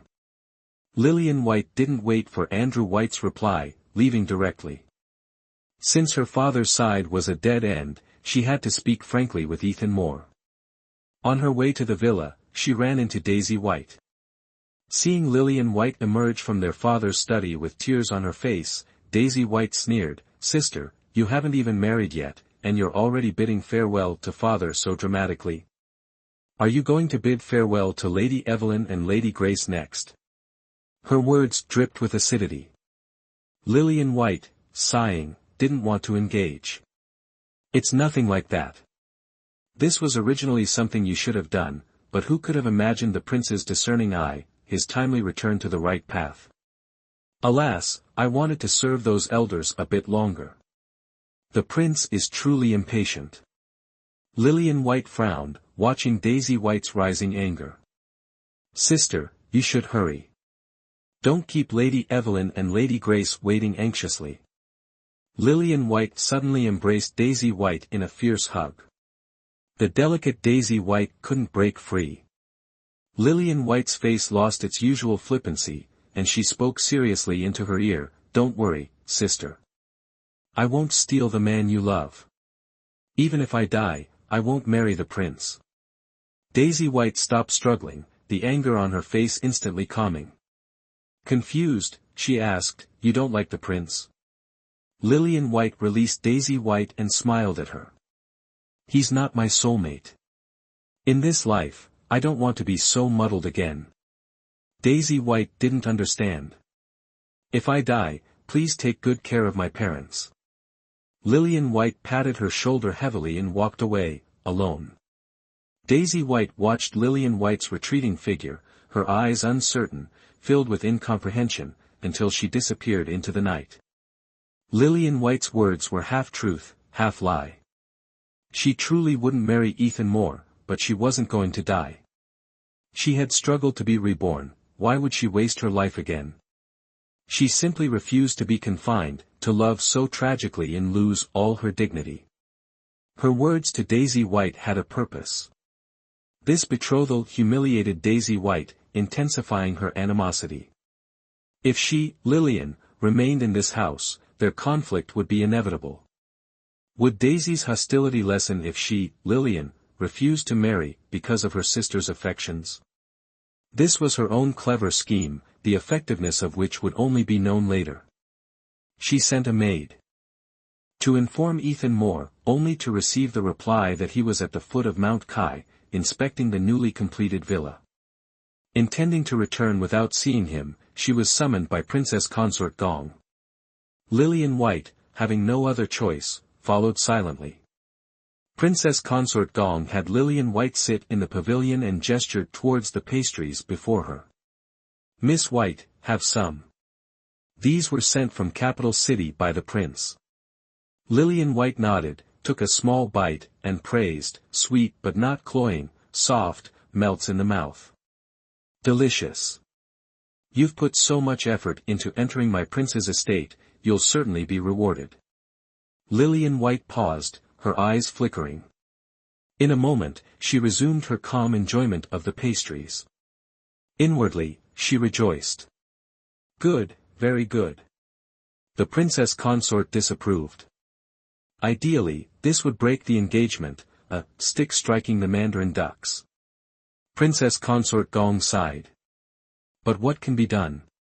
The heir apparent is fond of you. He's been stubborn since childhood. Lillian White almost knelt and begged Princess Consort Gong to wield a metaphorical stick, breaking her and Ethan Moore apart. She would be eternally grateful, accumulating blessings for the princess consort. Princess Consort Gong placed her hand on Lillian White's, abandoning her usual princely demeanor and adopting the tone of a grandmother. The prince and I have been married for many years, with only one son. Although you're entering the estate as a concubine, I can see the heir apparent is very fond of you. Years ago, I intended to arrange a maid for him, but the boy refused vehemently. Even when she was undressed and placed on his bed, he sent her back untouched. The prince and I were drenched in sweat, fearing he had some unspeakable illness, and consulted numerous physicians. Finally, he couldn't bear it any longer and confessed the truth. He wanted to share the clouds and rain only with someone he loved. Oh, that foolish child. If others knew, they'd laugh him to death. The princess consort laughed, her eyes revealing her deep affection for her son. Lillian White couldn't bring herself to laugh. This Ethan Moore was the same as the last, still clinging to the notion of intimacy only with love. In her past life, despite being his concubine, he never touched her. 2 years, she lived in torment for 2 years. Princess Consort Gong held Lillian White's hand, caressing it. I hope you can give me a grandson to hold. Lillian White smiled awkwardly. She wasn't his beloved, there was no possibility of a child. Lillian White stayed with Princess Consort Gong until dusk before returning to the riverside pavilion. After bathing and changing, she prepared for bed. Suddenly, a maid from the villa arrived with a message. Ethan Moore invited her for a boat ride on Jinyang Lake the next morning. Lillian White's lips trembled. Perfect. A chance to refuse this marriage. The next day. Near dawn. Lillian White washed and combed her hair, dressing simply, adorning her hair with only a single gold hairpin. Clara Rivers was puzzled. Miss, you're going on an outing with the young master. Isn't this too simple? Besides, you usually prefer jade hairpins. Why a gold one today? Talk too much, and I'll slap your mouth. Lillian White, playful as ever, reached out her hand as if to slap Clara Rivers's mouth. Clara Rivers immediately ran away, sticking out her tongue. At this moment, a maid came to fetch Lillian White. Lillian White, like a proper young lady, followed closely behind and left. At the gate of White Estate, she met Ethan Moore. This was the first time they had met since she, dramatically, fainted. Seeing Lillian White approaching, Ethan Moore's long, narrow phoenix eyes crinkled in a smile as he took her jade-like hand from within her sleeve. Lillian White struggled slightly, but Ethan Moore held on. Lillian White said angrily, "My lord, men and women shouldn't touch." Ethan Moore ignored her. "I'll let you take advantage of me for now." Lillian White, by the lake, a boat drifted slowly. Lillian White sat at the stern, Ethan Moore at the bow, their eyes locked on each other. Ethan Moore asked, "Do you know why I brought you boating?" The prince and princess made their vows on a small boat. "Oh. How did you know?" Lillian White could only laugh self-deprecatingly. Not long after, she stood on the opposite shore, watching the man she loved recount to another woman the deep love between his parents, hoping to have a wife who would experience life the same way. "My lord." Lillian White pondered for a moment, then suddenly raised her head, silently gazing at him. "I think you have the wrong person." Ethan Moore frowned slightly, but didn't stop her from continuing. Lillian White said, "Please break off the engagement." Ethan Moore was stunned. "Why?" Lillian White took a deep breath and said coldly, "Lillian White has someone else in her heart, and that person is not you." Less than 10 words, yet they pierced Ethan Moore's most vulnerable spot like needles. Once, Lillian White had loved Ethan Moore so deeply, so she knew that he would definitely let her go. He wouldn't force a woman who didn't love him to stay by his side. He was such a proud man, how could he allow it? "Who is he?" The animation drained from Ethan Moore's face, his eyelashes trembling as he spoke in a low voice. Lillian White pressed her lips together, refusing to speak. A smile played on Ethan Moore's lips. "I thought we..." He didn't continue, but gave her a decisive answer. "Are you sure I'll let you go? What if I say I won't?" Lillian White was startled. This was outside her calculations. She parted her lips slightly. "You will." How could she have misjudged him? She knew Ethan Moore so well. "I won't," Ethan Moore replied. Lillian White stared at the rippling surface of the lake, gritting her teeth in desperation. "My lord, in this life, Lillian White will only love him. If you force me, I will jump into the lake and kill myself." Ethan Moore suddenly smiled again. "Miss White's specialty is jumping into lakes to kill herself." Hitting right on Lillian White's sore spot, she couldn't help but ask, "How do you know I like to jump into lakes to kill myself?" "I have a mouth and ears, I ask and listen. You are mine, so naturally, I'm interested. You think I wouldn't dare? You always jump into the artificial lake in the waterside pavilion, and only when there are servants who can swim present. Now, it's deserted, with only me. Unfortunately, I can't swim, so I can't save you. Think carefully." Without a word, Lillian White jumped into the lake, resolute and decisive. "Lillian." Ethan Moore followed closely behind, leaping into the lake after her. But in the end, it was Lillian White who rescued the non-swimmer, Ethan Moore. In her past life, she had learned to swim early on, but no one knew. She knew Ethan Moore couldn't swim. He jumped in to save her without a second thought, and she didn't understand why. Lillian White pulled Ethan Moore, who had swallowed a mouthful of water, to consciousness. Ethan Moore's dark eyes fluttered open, focused solely on Lillian White. He reached out, wanting to caress her smooth face, and smiled weakly. "Lillian, it's good that you're all right." Immediately after, he lost consciousness again, his hand falling limply. This chapter changes how the prince addresses Lillian White because he believes they are engaged, soon to be husband and wife, thus the address changes to I, she. Underscore underscore underscore underscore underscore underscore underscore underscore this time, it was the prince's turn to faint, but Lillian White didn't dare take him back to the estate. Multiple lake jumping experiences had taught her that his fainting wasn't a serious concern, his breathing was just constricted. Letting him lie there for a bit would be enough. Lillian White sat by the bank, gazing at the clear, shimmering surface of the lake, then back at Ethan Moore, and sighed. Everything had changed since she replaced her sister at the White Horse Temple offering, and it wasn't as if she'd foreseen any of it. Ethan Moore entering the White Estate, their meeting, his proposal for concubinage, none of these things had happened before. But she knew one thing would remain unchanged: he would meet Princess Naomi of the Southern Dominion, fall irrevocably in love with her, marry her, and they would live happily ever after, with no one else ever holding his gaze. Cough, cough. Ethan Moore coughed twice, coming to. Lillian White had intended to ask after his well-being solicitously, but she held back. Expressionless, she turned and asked, "Prince, are you awake?" Ethan Moore opened his dazed eyes and looked at her. Lillian White knelt, her demeanor forceful. "I ask for the prince to annul the engagement." Ethan Moore didn't answer, just stared intently at her, as if he could discern her thoughts through sheer observation. Lillian White kept her eyes downcast, her expression serious. "Who is the man in your heart?" he asked. Lillian White didn't answer. Ethan Moore let out a bitter, self-deprecating laugh. He sat up, his face as serious as Lillian White's. "Prepare yourself. We leave for the capital city in a few days." Lillian White was shocked. He still hadn't agreed. Lillian White gritted her teeth, pulled a hairpin from her bun, and held it to her chest. "I beg the prince to grant my request." Ethan Moore stared, dumbfounded, then furious. "Lillian White.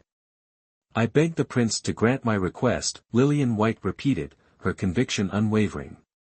Ethan Moore glared at her resentfully. "Don't even dream of it." Without hesitation, Lillian White plunged the hairpin into her chest.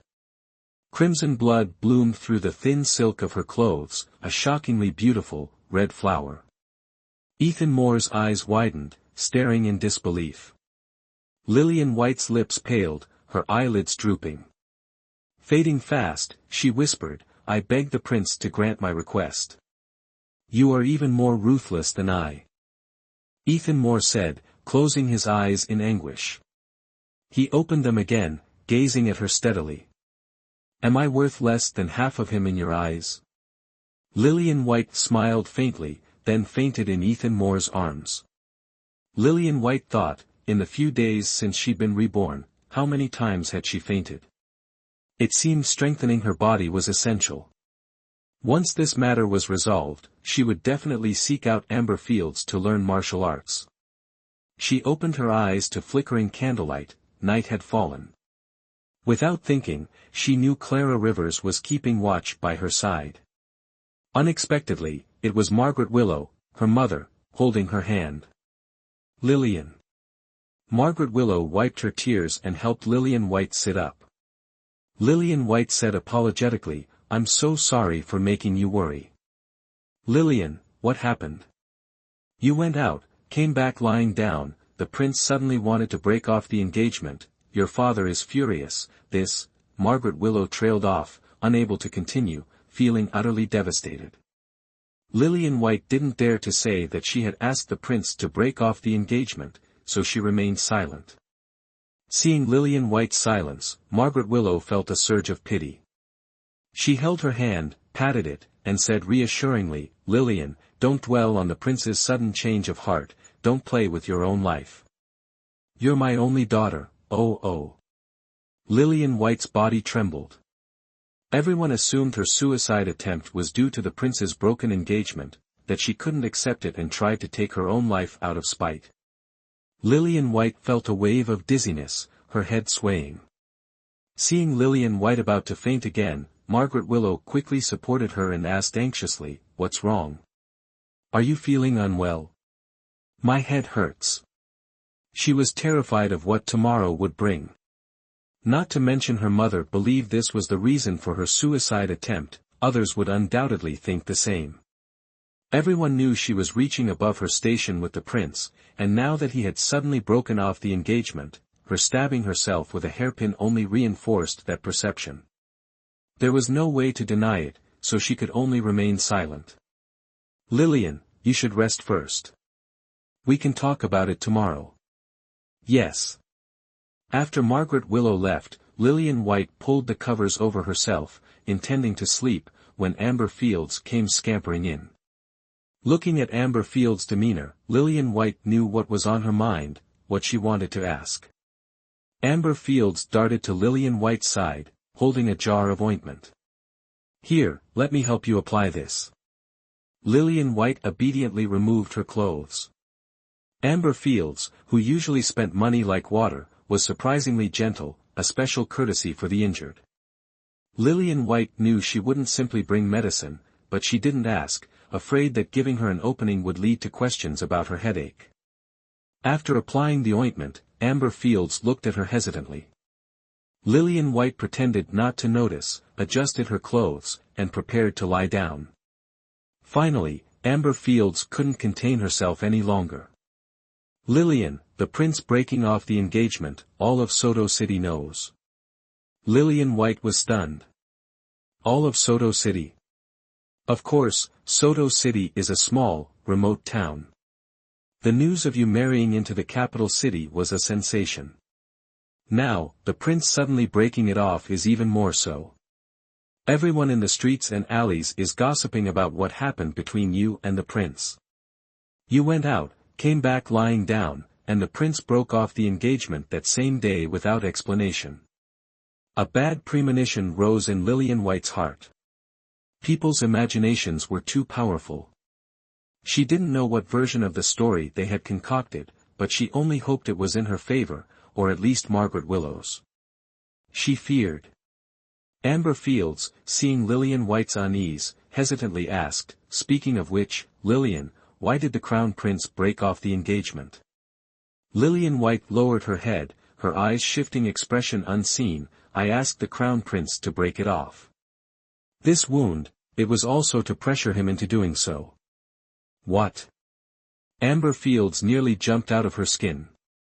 Lillian White quickly pulled her down, trying to calm her. The force, though slight, tugged at her wound, and she instinctively covered her chest in pain. Amber Fields immediately quieted, sitting obediently beside Lillian White and asking urgently, "Why?" "The Crown Prince is accomplished in both literature and martial arts, his reputation impeccable. Such a desirable match, everyone would want it." Lillian White gave a bitter laugh. "I long for a man who loves me. I don't ask for him to be exceptionally outstanding, only that he treats me with all his heart, considers my feelings, and is willing to forsake all other women for me. Just like how Ethan Moore treats Princess Naomi of the Southern Dominion. Truly, she envied that woman. Didn't the Crown Prince love you?" Lillian White shook her head. "I'm just common rouge and powder. How could I catch his eye? The woman in his heart will be some beautiful princess, adored by all." Amber Fields found Lillian White's words strange. "How do you know it's a princess? If the Crown Prince didn't love you, why did he propose in the first place?" Lillian White couldn't answer. Firstly, she couldn't tell Amber Fields that she had been reborn. Secondly, she genuinely didn't know. Why did he propose? She herself was clueless. Before, she had become his concubine only because she'd staged a "caught in the act" scene, and the Crown Princess, under pressure, had forced his hand. Now, was someone pressuring him again? She truly didn't know. Seeing Lillian White's silence, Amber Fields lamented, "Look, you've single-handedly destroyed your own good fortune. You won't find a husband as excellent as the Crown Prince even if you search with a lantern." Sigh. "It seems you're quite fond of the Crown Prince." Lillian White changed the subject, teasing her deliberately. Amber Fields, straightforward as ever, replied without hesitation, "Of course. Who wouldn't want such a man? It's a pity I'm not as devastatingly beautiful as you, the Crown Prince wouldn't look twice at me. Lillian White appreciated Amber Field's directness and clear perception, her heart as transparent as glass. Unlike Daisy White. Now that she was jilted, what was Daisy White thinking? She hoped her previous words had taken effect, smoothing things over. Her days ahead would be much more peaceful. It's getting late, and I'm sleepy.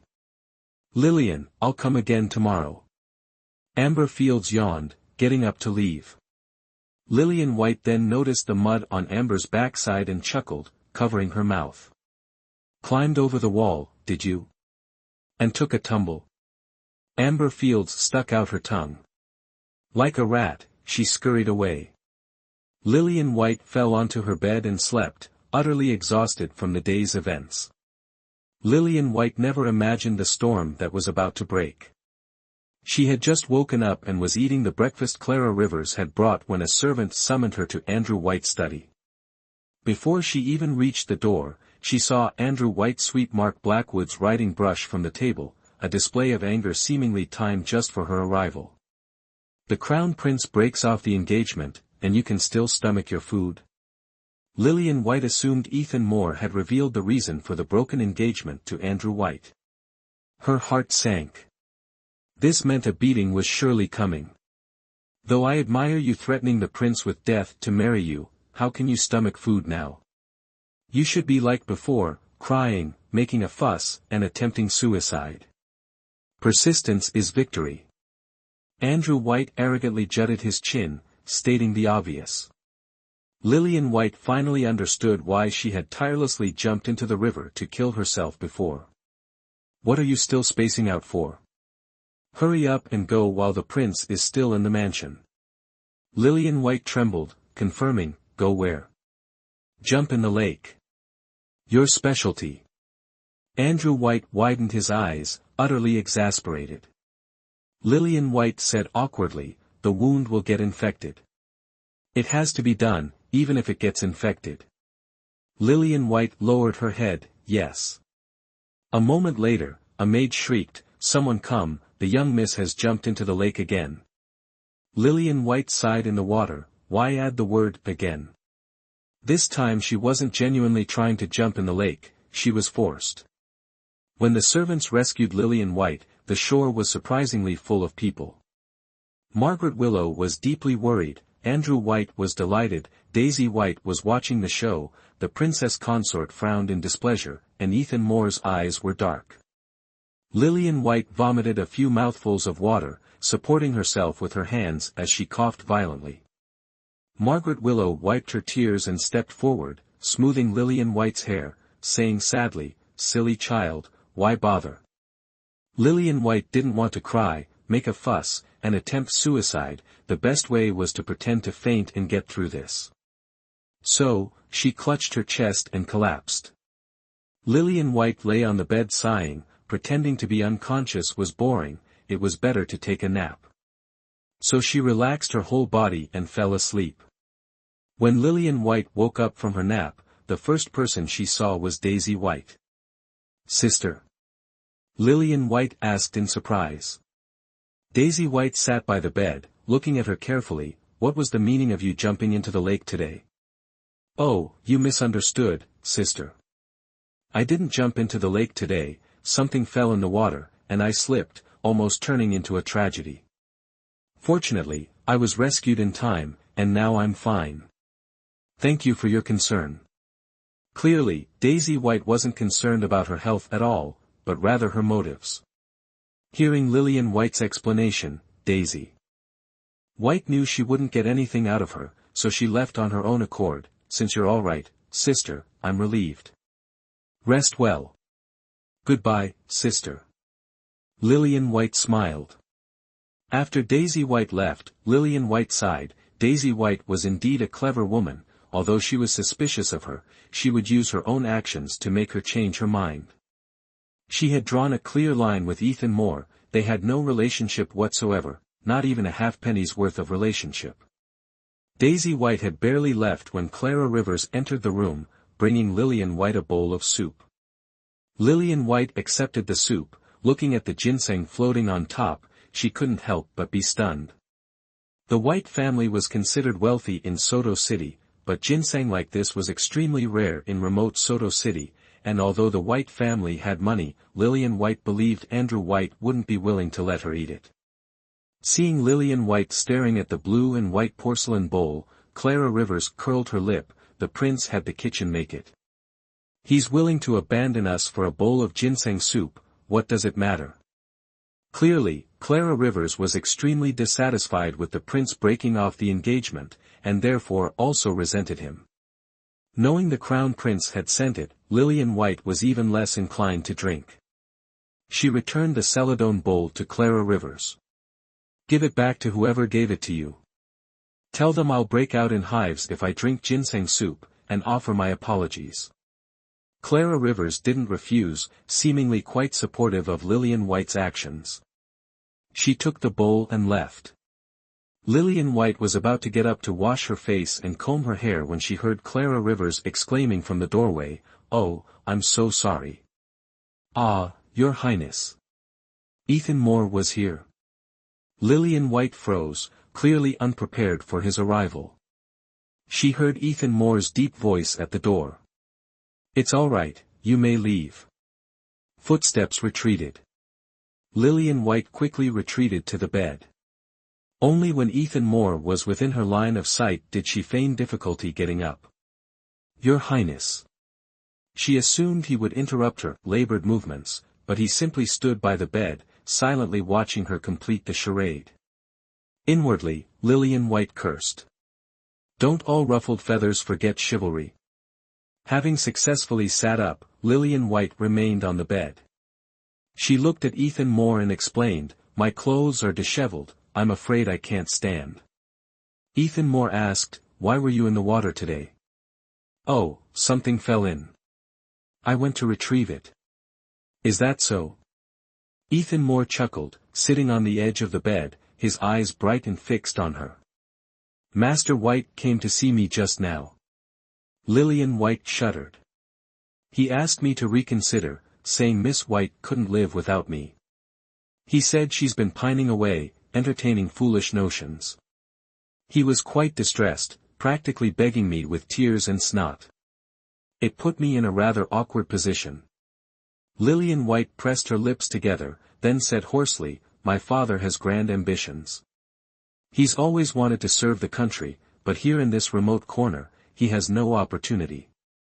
Her words made it clear, Andrew White's persistence wasn't for his daughter's sake, but for his own career. Her actions were merely reluctant compliance. In Andrew White's eyes, becoming the Prince of Kung's in-law was a ticket to a prestigious position in the capital. Her intention was to tell Ethan Moore not to overthink it. "Is that so?" Disappointment flickered in Ethan Moore's eyes. "I have a request for your highness." "What leverage do you have to ensure I grant it?" A sardonic smile played on Ethan Moore's lips. Lillian White was speechless. She had none. Ethan Moore stood up to leave. Panicked, Lillian White called out, "Your Highness, my father has always been proud. He doesn't beg. You needn't pity him and give him a position in the capital. He can achieve what he desires through his own merit." Ethan Moore didn't turn around. He simply said, "Miss White, you overestimate me. I'm not a charitable man. I don't casually help others, especially those with whom I have no connection." With that, he left without looking back. Lillian White understood Ethan Moore. Having said that, he wouldn't do it. Everything had gone smoothly. Hopefully, she could weather this storm peacefully. As if heaven heard Lillian White's prayer, the princess consort, originally planning a 6-month stay in Soto City, upon receiving news of the prince consort's illness, packed her belongings without a word and returned to the capital. The entire White family came to see her off. A carriage stood before the gates of White Estate. The princess consort politely addressed Andrew White, "I've imposed on Master White's hospitality these past few days. My sincere apologies." "You are too kind, Your Highness," Andrew White bowed. The princess consort shifted her gaze to Lillian White, sighed. Seemingly having something to say but holding back, then boarded the carriage. At her side, Ethan Moore, before mounting the carriage, couldn't help but look back at Lillian White, his eyes deep and intoxicating. Lillian White couldn't decipher his thoughts. She had assumed he would leave without a word, but unexpectedly, he uttered, "I don't blame you." What did those words imply? The entire White estate was astonished, and the onlookers began to murmur amongst themselves. Lillian White's face paled as she watched Ethan Moore board the carriage with an enigmatic smile. In that moment, Lillian White wanted to leap onto the carriage and cut Ethan Moore into 8 pieces. Why hadn't he spoken these meaningless words before, instead leaving her with such a disquieting statement? Not blame her for what? Not needing him. Not blame her for requesting the broken engagement. These were her own conjectures. What others knew was that the crown prince had proposed, then abruptly broken it off without reason. Now, with his words, "I don't blame you," the entire burden of responsibility fell upon her. Lillian White couldn't help but break out in a cold sweat, imagining the extent to which the public would speculate. After Ethan Moore's departure, Andrew White summoned Lillian White to the main hall. Inside stood a deeply worried Margaret Willow, Lady Grace wearing an expression of profound regret, a bewildered Daisy White, a near-tearful Clara Rivers, and several senior maids and servants of White Estate. Lillian White thought, "It's over. They've all misunderstood." Clara Rivers knelt on the floor, sobbing uncontrollably. Andrew White slammed his hand on the table, causing Clara Rivers to flinch and fall silent. Andrew White roared, "Speak. Who is the young mistress's lover?" A pang shot through Lillian White's chest. As she'd feared, her prediction had come true. Clara Rivers doesn't know. Clara Rivers knows nothing. Miss always went out with Sister Amber Fields and rarely took Clara Rivers along, Clara Rivers stammered, her whole body trembling with fear. Lillian White groaned inwardly. Why say that? Why leave room for such speculation? Although, it was the truth. Andrew White turned a sharp gaze towards Lillian White. "Speak." Lillian White lifted her head. "An upright tree is not afraid of death." Then why did the Crown Prince suddenly break off the engagement? And why did he say he doesn't blame you? Lillian White had anticipated this question and prepared a response. She trembled the handkerchief in her sleeve, secretly pinching her thigh until tears welled up. Then, using the handkerchief to dab her eyes, she choked out, "The Crown Prince invited me for a boat ride on the lake, and I happily agreed." Unexpectedly, we encountered Blossom Harper. Blossom Harper. The top courtesan of the Blossom Spring courtyard. A servant blurted out excitedly, then promptly fell silent, realizing his blunder when Andrew White glared at him. Lillian White continued, "Blossom Harper's beauty captivated the Crown Prince. He abandoned me and went straight to her. Blossom Harper, knowing he was the Crown Prince, concealed her identity as a courtesan and feigned shyness. They flirted outrageously. In a fit of anger, I couldn't bear it any longer.